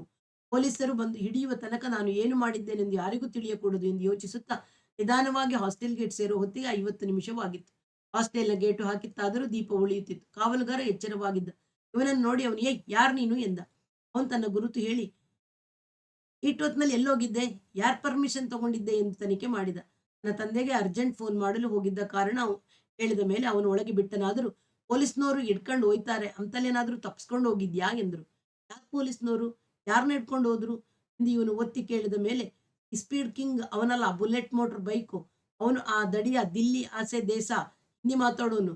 ಇಬ್ಬರನ್ನು ವ್ಯಾನ್ ಬಂದು ಹೂಡಿಕೊಂಡು ಹೋಯ್ತು. ಇಷ್ಟು ಕ್ಷಿಪ್ರವಾಗಿ ಕೆಲಸವಾಗಿರುವುದನ್ನು ತಿಳಿದು ಖುಷಿಯಾಯಿತು. ಆದರೆ ತನಗೆ ಏನೂ ಎಂಬಂತೆ ತನ್ನ ಕೋಣೆಗೆ ನಡೆದ. ಪೊಲೀಸ್ನವರು ಬಂದು ನಾಲ್ವರನ್ನು ಒಯ್ದಿದ್ದ ಸುದ್ದಿ ಯಾರಿಗೂ ಗೊತ್ತಿದ್ದಂತಿರಲಿಲ್ಲ. ಕಾಂತರಾಜು ದೀಪ ಆರಿಸಿ ಮಲಗಿದ್ದ. ಫೋನ್ ಮಾಡಿದೆಯಾ ಎಂದವನು ಕೇಳಿದ್ದಕ್ಕೆ ಇವನು ಮಾಡಿದೆ ಎಂದಷ್ಟೇ ಹೇಳಿ ಬಟ್ಟೆ ಬದಲಾಯಿಸತೊಡಗಿದ. ಅಷ್ಟರಲ್ಲಿ ಗೇಟು ತೆಗೆದ ಶಬ್ದವಾಯಿತು. ಮೋಟಾರ್ ಬೈಕ್ನ ಗುಡುಗುಡು ಸದ್ದು. ಒಳಗೆ ಬಂದ ಮೋಟಾರ್ ಬೈಕು ಹಾಸ್ಟೆಲ್‌ನ ಮುಂಬದಿಯಲ್ಲಿ ನಿಂತಿತ್ತು. ಬೂಟಿನ ಸದ್ದಾಯಿತು. ನೇರ ಇವನ ಕೋಣೆಗೆ ಬಂದು ಯಾರೋ ಬಾಗಿಲು ತಟ್ಟಿದರು. ಇವನು ಬಾಗಿಲು ತೆಗೆದಾಗ ನಿಂತಿದ್ದವರು ಸಾದಾ ವೇಷದಲ್ಲಿದ್ದ ಪೊಲೀಸನವರು. ಎತ್ತರ ಮೈಕಟ್ಟು, ಶಕ್ತ ಮೀಸೆ. "ಅನೂಪ್ ರವೀಂದ್ರ ನೀವೇನಾ?" ಎಂದರು. "ಹೌದು." "ಈಗ ಸ್ವಲ್ಪ ಹೊತ್ತಿನಲ್ಲಿ ಇರ್ಲಿಲ್ಲ, ಎಲ್ಲಿಗೋಗಿದ್ರಿ?" "ನಮ್ ತಂದೆಗೆ ಫೋನ್ ಮಾಡಕ್ ಹೋಗಿದ್ದೆ." "ನೀವೇನಾ 4 ಜನರ ಮೇಲೆ ಕಂಪ್ಲೇಂಟ್ ಕೊಟ್ಟಿರೋರು?" "ಹೌದು." "ನನ್ ಜೊತೆ ಸ್ಟೇಷನ್‌ಗೆ ಬಂದು ಅದೇ ಕಂಪ್ಲೇಂಟ್‌ನ ಬರ್ಕೊಡ್ಬೇಕು." "ಬರ್ತೀನಿ" ಎಂದು ಹೊರಟ. ಸಬ್ ಇನ್ಸ್ಪೆಕ್ಟರ್ ಬೈಕಿನ ಹಿಂಬದಿಯಲ್ಲಿ ಕೂತು ಹೋಗುವಾಗ ತಾನೆಷ್ಟು ಪ್ರಭಾವಶಾಲಿ ವ್ಯಕ್ತಿ, ಬೆಂಗಳೂರಿಗೆ ಫೋನ್ ಮಾಡಿದ 5 ನಿಮಿಷದಲ್ಲೇ ಪೊಲೀಸರು ಇಷ್ಟು ಚುರುಕಾಗಿ ಕಾರ್ಯಪ್ರವೃತ್ತರಾಗಿ ಈಗ ಅವರೇ ಬಂದು ನನ್ನನ್ನು ಕೂರಿಸಿಕೊಂಡು ಹೋಗಿ ಎಂಬ ಖುಷಿಯಲ್ಲಿ ತಾನೊಂದು ಮೋಟಾರ್ ಬೈಕ್ ಕೊಳ್ಳಬೇಕು, ಆ ರೆಡ್ಡಿಯ ಸ್ಪೀಡ್ ಕಿಂಗ್ ಅನ್ನುವ ಟೈಟಲ್ ಅನ್ನು ಹೊಡ್ಕೊಂಡು ಬಿಡಬೇಕು ಎಂಬ ಆಲೋಚನೆ ಬಂತು. ಸ್ಟೇಷನ್‌ನಲ್ಲಿ ಸಬ್ ಇನ್ಸ್ಪೆಕ್ಟರ್ ತಮ್ಮ ಕುರ್ಚಿಯಲ್ಲಿ ಕೂತು ಇವನನ್ನು ಎದುರು ಕುರ್ಚಿಯಲ್ಲಿ ಕೂರುವಂತೆ ಹೇಳಿ ಏನೇನಾಯ್ತೆಂದು ಕೇಳಿದರು. ಇವನು ಎಲ್ಲವನ್ನೂ ಹೇಳಿದ. ಅದನ್ನೇ ಬರೆದು ಕೊಡುವಂತೆ ಅವರು ಕಾಗದ ಪೆನ್ನು ಮುಂದಿಟ್ಟರು. ನಿಧಾನವಾಗಿ ಬರೆದು ರುಜು ಮಾಡಿದ ಮೇಲೆ, "ಹೀಗೆ ಧೈರ್ಯವಾಗಿ ಬರೆದು ಕೊಟ್ಟರೆ ಹುಟ್ಟಡಗಿಸ್ಬಿಡ್ತೀವಿ. ಸ್ಟೂಡೆಂಟ್ಸೇ ಪುಕ್ಕಲು" ಎಂದು ಮೆಚ್ಚುಗೆ ಸೂಸಿ, ಇವನ ತಂದೆ ಯಾರು ಎಂಬ ಸಂಗತಿಗಳನ್ನು ಇವನ ಬಾಯಿಂದಲೇ ತಿಳಿದುಕೊಂಡು, ಈ ಕೇಸಿನ ತಾಕೀತು ಎಲ್ಲಿಂದ ಮತ್ತು ಯಾವ ಚಾನೆಲ್‌ನಲ್ಲಿ ಹರಿದು ಬಂತೆಂಬುದನ್ನು ಅರ್ಥ ಮಾಡಿಕೊಂಡು, ಇವನನ್ನು ತಾವೇ ಮತ್ತೆ ಬೈಕಿನ ಹಿಂದೆ ಕೂರಿಸಿಕೊಂಡು ವಾಪಸ್ ತಂದು ಬಿಟ್ಟರು. ನಾಳೆ ಬೆಳಿಗ್ಗೆ ಕಾಲೇಜು ಶುರುವಾದ ತುಸು ಹೊತ್ತಿನಗೆ 4 ಜನ ಮಹಾವೀರರು ಅರೆಸ್ಟ್ ಆಗಿ ಲಾಕಪ್‌ನಲ್ಲಿರುವ ಸುದ್ದಿ ಇಡೀ ಕಾಲೇಜಿಗೆ ಹರಡಿ ಗುಜುಗುಜು ಶುರುವಾಯಿತು. ರಾತ್ರಿಯಲ್ಲಿ ಹೋಗಿ ಕಂಪ್ಲೇಂಟ್ ಕೊಟ್ಟು ಅರೆಸ್ಟ್ ಮಾಡಿಸಿದ ಧೀರ ಎಲೆಕ್ಟ್ರಾನಿಕ್ಸ್ ಮೊದಲ ವರ್ಷದ ಅನೂಪ್ ರವೀಂದ್ರನೆಂದು ಗೊತ್ತಾಯಿತು. ಅವನು ತಂದೆಗೆ ಫೋನ್ ಮಾಡಿ ಪೊಲೀಸರ ಕ್ರಿಯಾಶೀಲತೆಗೆ ಬೆಂಗಳೂರಿನಿಂದ ಚಾಲನೆ ದೊರಕಿರುವ ಸುದ್ದಿ ಯಾರಿಗೂ ತಿಳಿಯಲಿಲ್ಲ. ಅನೂಪನೂ ಹೇಳಲಿಲ್ಲ. ವಾಸ್ತವವಾಗಿ ಅವನು ದಿ ಇಂಡಿಯನ್ ಟ್ರಿಬ್ಯೂಟಿನ ಸಂಪಾದಕನ ಮಗನೆಂಬ ಸಂಗತಿ ಬಹುಜನಕ್ಕೆ ಗೊತ್ತೇ ಇರಲಿಲ್ಲ. ಈ 4ವರಿಗೆ ಮಾತ್ರವಲ್ಲ, ಇನ್ನೂ 20-30 ಹುಡುಗರಿಗೆ ಹೀಗಾಗಬೇಕಿತ್ತೆಂದು ಪ್ರಿನ್ಸಿಪಲ್ ಒಳಮನಸ್ಸು ಬಯಸಿದರೂ ಸಂಸ್ಥೆಯ ಮುಖ್ಯರಾದ ತಮ್ಮ ಗಮನಕ್ಕೆ ತಾರದೆ ನೇರವಾಗಿ ಪೊಲೀಸ್ ಹತ್ತಿರ ಈ ಹುಡುಗ ಹೋದದ್ದು, ಪೊಲೀಸರ ಅವಕಾಶಕ್ಕೆ ಕಾಯುತ್ತಿದ್ದವರಂತೆ ತಮ್ಮ ಅನುಮತಿ ಕೇಳದ ನಡುರಾತ್ರಿಯಲ್ಲಿ ಹಾಸ್ಟೆಲ್‌ಗೆ ನುಗ್ಗಿ ಅರೆಸ್ಟ್ ಮಾಡಿಕೊಂಡು ಹೋದದ್ದು ಅವರಿಗೆ ಅಪ್ರಿಯವಾಗಿತ್ತು. 11 ಗಂಟೆಯ ಹೊತ್ತಿಗೆ ಅವರು ಎಲೆಕ್ಟ್ರಾನಿಕ್ಸ್ HOD ಮೂಲಕ ಅನೂಪನಿಗೆ ಹೇಳಿ ಕಳಿಸಿದರು. ಅನೂಪ ಪ್ರಿನ್ಸಿಪಾಲ್ರನ್ನು ಇದುವರೆಗೆ ಒಂದು ಸಲ ಮಾತ್ರ ದೂರದಲ್ಲಿ ನೋಡಿದ್ದ. ಬೇಸಿಗೆಯಲ್ಲೂ ಇಗ್ಗಂಟಿನ ಟೈ ಶರ್ಟು ಹಾಕುವ ದಂತವರ್ಣದ ಫಿಯೇಟ್ ಕಾರಿನವರೆಂದು ಮಾತ್ರ ಗೊತ್ತಿತ್ತು. ಅವರು ತನ್ನನ್ನು ಬೈಯುತ್ತಾರೆಂದು ನಿರೀಕ್ಷಿಸಿದ. ಬೈದರೆ ಏನಂತ ಬೈದಾರು? ಅದಕ್ಕೆ ತಾನು ಯಾವ ಸಮರ್ಥನೆ ಮಾಡಿಕೊಳ್ಳಬೇಕು ಎಂಬ ಆಲೋಚನೆ ಮನಸ್ಸಿನಲ್ಲಿ ಬಂತು. ಬೆಂಗಳೂರಿನ ಕೇಂದ್ರೀಯ ಸ್ಕೂಲಲ್ಲಿ ಓದುತ್ತಿದ್ದಾಗ ಬರುತ್ತಿದ್ದ ಇಂತಹ ಬೈಸಿಕೊಳ್ಳುವ, ಅದಕ್ಕೆ ತಾನು ಉತ್ತರ ಸೃಷ್ಟಿಸುವ ಪ್ರಸಂಗಗಳ ನೆನಪಾಯಿತು. ವಿದ್ಯಾಶಾಲೆಗೆ ಸೇರಿದ ಮೇಲೆ ಯಾವುದಕ್ಕೂ ಒಂದು ದಿನವೂ ಯಾರೂ ಬೈದಿರಲಿಲ್ಲ. ಅವರು ಬೈಯದೆಯೇ ತನ್ನ ತಪ್ಪಿನ ಅರಿವು ತನಗೆ ಆಗುತ್ತಿತ್ತು. ತಾನು ಅಲ್ಲಿ ತಪ್ಪುಗಳನ್ನು ಮಾಡುತ್ತಲೇ ಇರಲಿಲ್ಲ. ಈಗ ಇಲ್ಲಿ ಬೆಂಗಳೂರಿನ ಸ್ಕೂಲಿನಲ್ಲಿ ತರವೇ ಆಗುತ್ತಿದೆ ಅನ್ನಿಸಿತು. ಆದರೆ ಈಗ ನಾನು ಯಾವ ತಪ್ಪನ್ನು ಮಾಡಿಲ್ಲ, ತಪ್ಪು ಮಾಡಿರುವವರು ಅವರು ಎಂದು ಮನಸ್ಸಿನಲ್ಲಿ ದೃಢ ಮಾಡಿಕೊಂಡು HODಯು ತೆಗೆದು ಮುಂದೆ ನಡೆದ ಫ್ಲಾಪ್ ಡೋರ್ ಅನ್ನು ಹಾಯ್ದು ಬಾಗಿಲ ದಳಗಳನ್ನು ನಿಧಾನವಾಗಿ ಹಿಂದೆ ಬಿಟ್ಟು ಹಿಂಬಾಲಿಸಿದ. ದೊಡ್ಡ ಮರದ ಪರದೆಯ ಆ ಕೆಳಗೆ ಪ್ರಿನ್ಸಿಪಾಲ್ ಚೇಂಬರ್. ಅವನಿಗೆ ಅಷ್ಟೇನೂ ಎದ್ದು ಕಾಣುವಷ್ಟು ಭವ್ಯವಾಗಿ ಕಾಣಲಿಲ್ಲ. ಪ್ರಿನ್ಸಿಯ ಬಿಳಿ ಕೂದಲಿಗೆ ಕರಿಬಣ್ಣ ಹಾಕಿರುವುದು ಬೈತಲೆಯ ಭಾಗದಲ್ಲಿ, ಬುಡದಲ್ಲಿ ಕಾಲು ಅಂಗುಲ ಭಾಗ ಬೆಳ್ಳಗಿದ್ದುದು ತಕ್ಷಣ ಎದ್ದು ಕಂಡಿತು. ಮುಖದಲ್ಲಿ ಸುಕ್ಕುಗಳೂ ಇದ್ದವು. HODಯ ಕಡೆಗೆ ಸ್ನೇಹದ ಮುಗುಳ್ನಗೆ ಬೀರಿ ಇವನಿಗೆ ಸಿಟ್ ಡೌನ್ ಹೇಳಿ, "ಅವರು ನಿನಗೆ ಏನೇನು ಮಾಡಿದ್ರು ಹೇಳು" ಎಂದ. ಇವನು ಮತ್ತೆ ಎಲ್ಲವನ್ನೂ ಚಾಚು ತಪ್ಪದೆ ವಿವರಿಸಿದ. ರಾತ್ರಿ ಸಬ್ ಇನ್ಸ್ಪೆಕ್ಟರ್ಗೆ ಹೇಳುವಾಗ ನೆನಪಿನಲ್ಲಿ ಸರಣಿ ತುಸು ಹಿಂದು ಮುಂದಾಗುತ್ತಿತ್ತು. ಅದನ್ನು ಅವರೇ ಅಭಯದ ಪ್ರಶ್ನೆ ಮರುಪ್ರಶ್ನೆಗಳಿಂದ ಸರಿ ಮಾಡಿ ಸಹಜವಾದ ಆಕಾರ ಕೊಟ್ಟಿದ್ದರು. ಅದನ್ನೇ ಅವನು ಬರೆದುಕೊಟ್ಟ ನಂತರ ನೆನಪು ಬಾಗಿ ಬಳುಕುವ ಸಂಭವವಿರಲಿಲ್ಲ. ಇನ್ನು ಯಾರು 100 ಸಲ ಹೇಳಿದ್ದರೂ ಗಟ್ಟಿ ಮಾಡಿದ ಮಗ್ಗಿಯನ್ನು ಒಪ್ಪಿಸುವಷ್ಟು ಕರಾರುವಕ್ಕಾಗಿ ಹೇಳಬಲ್ಲವನಾಗಿದ್ದ. ವಿವರವಾಗಿ ಹೇಳಿದ ನಂತರ ಪ್ರಿನ್ಸಿಪಾಲರು HODಯ ಮುಖ ನೋಡಿದರು. ಅನಂತರ ಇವನಿಗೆ "ನೀನು ಕ್ಲಾಸಿನಲ್ಲಿರು" ಎಂದು ಹೇಳಿ HODಯನ್ನು ಉಳಿಸಿಕೊಂಡರು. ಹೇಗಾದರೂ ಅವರು ತಮ್ಮ ಕಾಲೇಜಿನ ವಿದ್ಯಾರ್ಥಿಗಳು ತಾವು ಸ್ಟೇಷನ್‌ಗೆ ಹೋಗಿ ನೋಡುವುದು ವ್ಯಾವಹಾರಿಕ ಕರ್ತವ್ಯ ಎಂದು ನಿರ್ಧರಿಸಿ ಅವರು HODಯ ಸಂಗಡ ತಮ್ಮ ದಂತವರ್ಣದ ಫಿಯೇಟ್‌ನಲ್ಲಿ ಸ್ಟೇಷನ್‌ಗೆ ಹೋದರೆ ತಿಳಿಯಿತು. 4ವರನ್ನು ಕೋರ್ಟಿಗೆ ಕರೆದೊಯ್ದಿದ್ದಾರೆ. ಇವರು ಕೋರ್ಟಿಗೆ ಹೋದಾಗ 4ವರನ್ನು ಮತ್ತೆ ಪೊಲೀಸರು ಕಪ್ಪು ವ್ಯಾನಿಗೆ ಹತ್ತಿಸುತ್ತಿದ್ದರು. ಇವರೇ ಹತ್ತಿರ ಹೋಗಿ ವಿಚಾರಿಸಿದಾಗ ಸಬ್ ಇನ್ಸ್ಪೆಕ್ಟರ್‌ರಿಂದ ತಿಳಿಯಿತು. ಮ್ಯಾಜಿಸ್ಟ್ರೇಟ್ರು 4 ಆಪಾದಿತರನ್ನು 3 ದಿನದ ಪೊಲೀಸ್ ಕಸ್ಟಡಿಗೆ ಒಪ್ಪಿಸಿ ಆಜ್ಞೆ ಮಾಡಿದ್ದಾರೆ. ಪ್ರಿನ್ಸಿಪಾಲ್ರು HOD ವ್ಯಾನಿನ ಹಿಂಬದಿಗೆ ಬಂದು ಬಾಗಿಲು ತೆಗೆಯಿಸಿ ನೋಡಿದರೆ 4 ನಾಯಕರು ಬಗ್ಗಿಸಿದ ಕತ್ತನ್ನು ಎತ್ತದೆ ಕೂತಿದ್ದಾರೆ. "ಏನ್ರಯ್ಯ, ನಿಮ್ಮ ತಂದೆ ತಾಯಿಗಳಿಗೆ ವಿಷಯ ತಿಳಿಸಿದ್ದೀರಾ?" ಪ್ರಿನ್ಸಿಪಾಲ್ ಹೇಳಿದರು. ಅವರಿಂದ ಉತ್ತರವಿಲ್ಲ. "ತಿಳಿಸಿ ಅಂತ ಯಾರಿಗಾದರೂ ಹೇಳಿದ್ದೀರೇನಯ್ಯ?" ಎಂದರು. ಉತ್ತರವಿಲ್ಲ. "ಅವರ ಫೋನ್ ನಂಬರ್ ಇದ್ರೆ ಕೊಡಿ, ತಿಳಿಸ್ತೀನಿ" ಎಂದದ್ದಕ್ಕೆ speed king Reddy, "sir please ತಿಳಿಸ್ಬೇಡಿ" ಎಂದ. "ಈಗ ಕೇಸ್ ಬುಕ್ ಆಗ್ಬಿಟ್ಟಿದೆ, ಕೋರ್ಟಿನಲ್ಲಿ ದಾಖಲಾಗಿದೆ. ಲಾಯರ್ ಇಟ್ಟು ವಾದ ಮಾಡಿಸಿ ಗೆದ್ದು ಬರದೆ ದಾರಿ ಇಲ್ಲ. ಇಷ್ಟರಲ್ಲೇ ನೀವು ಲಾಯರನ್ನು ಕೇಳಬೇಕಾಗಿತ್ತು. ನಿಮ್ಮ ತಂದೆ ತಾಯಿ ಮುಂದೆ ಬಾರದೆ ಲಾಯರನ್ನು ಇಡೋದು ಯಾರು? ರಕ್ಷಣೆ ಮಾಡೋರು ಯಾರು? ಅಫ್‌ಕೋರ್ಸ್ ನೀವು ಮಾಡಿರೋ ಅಯೋಗ್ಯತನನ ನಾನು ಕ್ಷಮಿಸ್ತಾ ಇಲ್ಲ, ಕ್ಷಮಿಸೋದೂ ಇಲ್ಲ. ಕೋರ್ಟ್‌ನಲ್ಲಿ ನ್ಯಾಯ ಸಿಕ್ಕಲಿ. ಎಂಥ ಕಲೆಗುಡುಗನಿಗೂ ಒಬ್ಬ ಒಳ್ಳೆಯ ಲಾಯರ್ ಸಹಾಯ ಬೇಕಾಗುತ್ತೆ ಅನ್ನೋ ಪದ್ಧತಿಗೆ ತಕ್ಕ ಹಾಗೆ ಹೇಳಿದೆ ಎಂದಾಗ ನಾಲ್ವರು ಒಬ್ಬರ ಮುಖ ಒಬ್ಬರು ನೋಡಿಕೊಂಡರು. ಆಹಾ! ವಕೀಲರನ್ನ ಇಡಬೇಕು, ಲಢಾಯಿ ಮಾಡ್ಲೇಬೇಕು. ಫೈರ್ ಮಾಸ್ಟರ್ ಜಸ್ಬೀರ್ ಚೌಧರಿ ಬಾಯ್ಬಿಟ್ಟ. ನನ್ ತಂದೆಗೆ ತಿಳಿಸೋದೇನು ಬೇಡಿ.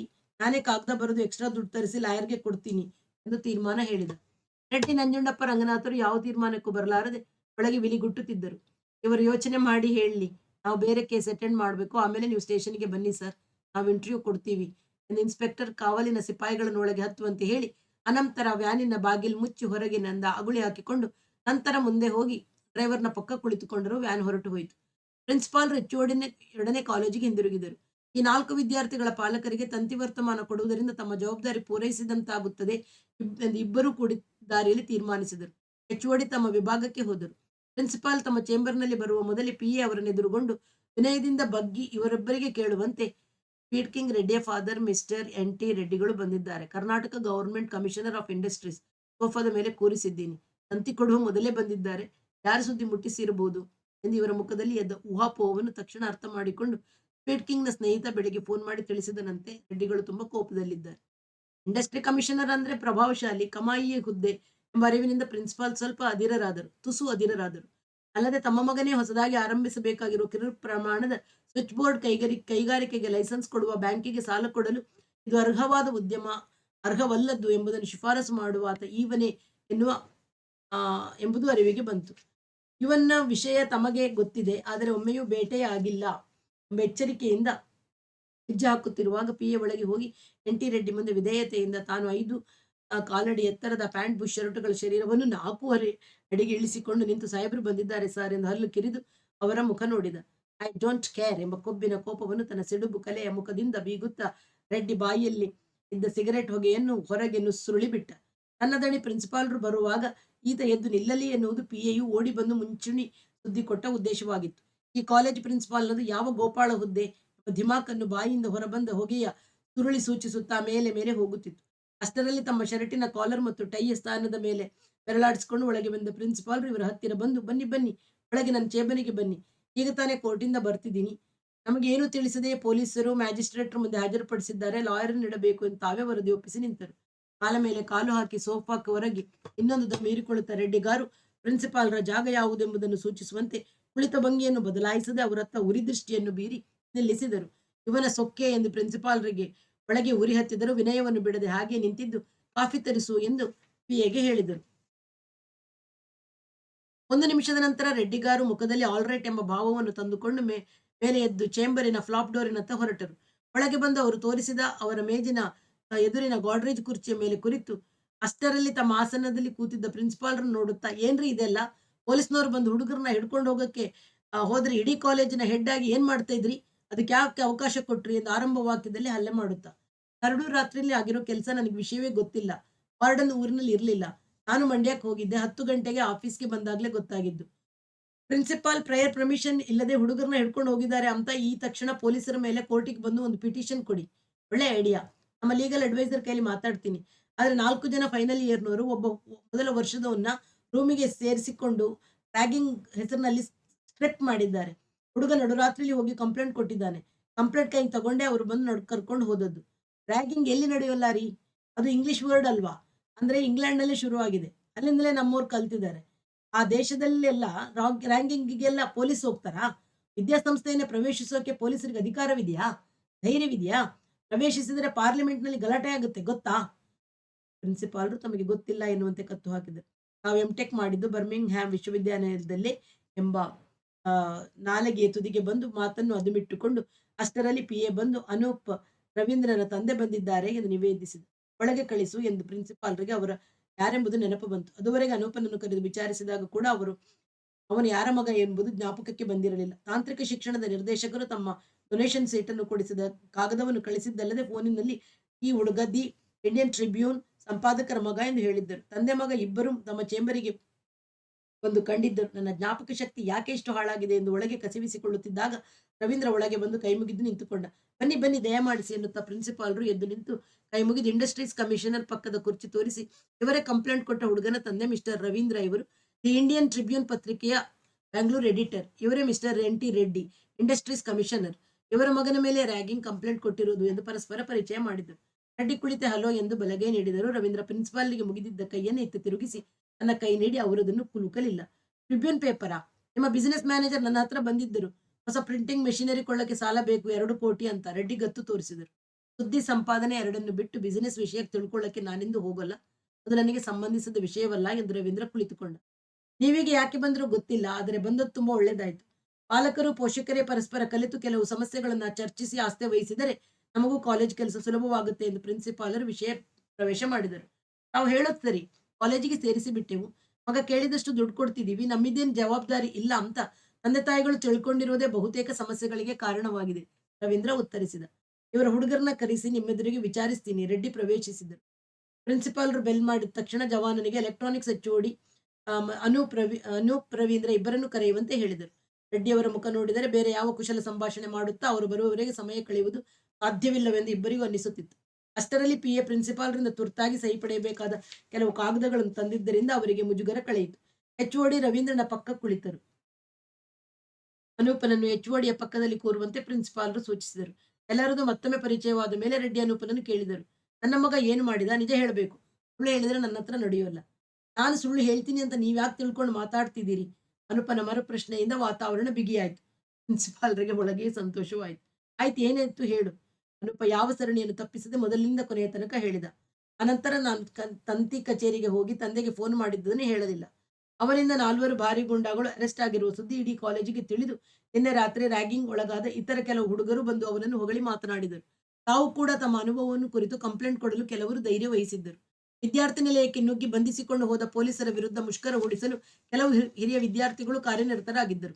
ಈಗಾಗಲೇ ಅನೂಪನಿಗೆ ಒಂದು ವಿಧವಾದ ನಾಯಕತ್ವ ಲಭಿಸಿಬಿಟ್ಟಿತ್ತು.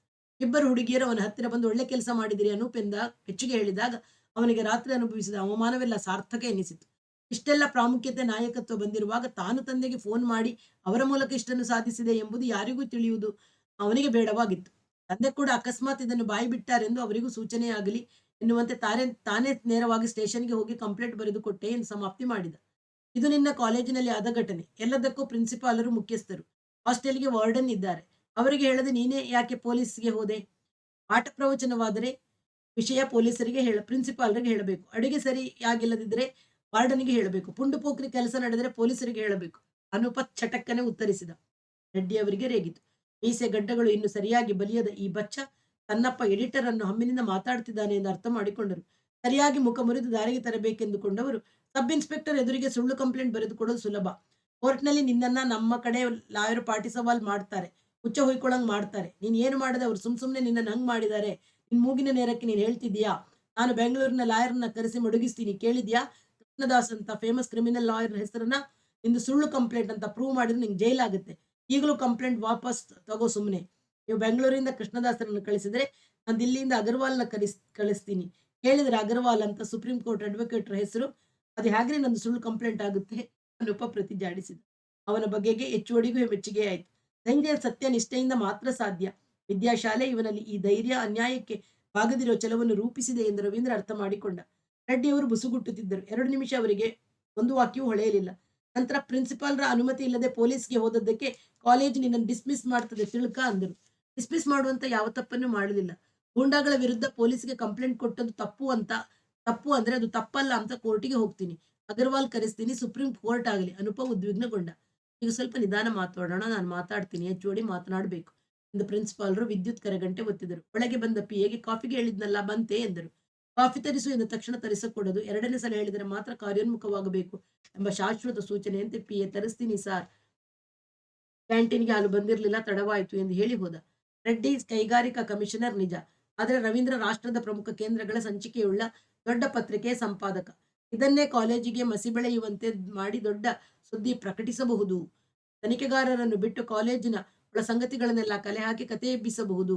ಆತ ಇದುವರೆಗೆ ಒಂದು ಮಾತು ಆಡಿಲ್ಲ. ಬುದ್ಧಿವಂತ ಪತ್ರಿಕೋದ್ಯಮ ಹಾಗೆ ಬರೀ ತಿಳಿದುಕೊಳ್ತಾ ಕೂತಿದ್ದಾರೆ ಎಂಬ ಸಂಗತಿ ಪ್ರಿನ್ಸಿಪಾಲರ ಮನಸ್ಸಲ್ಲಿ ಮೂಡಿತು.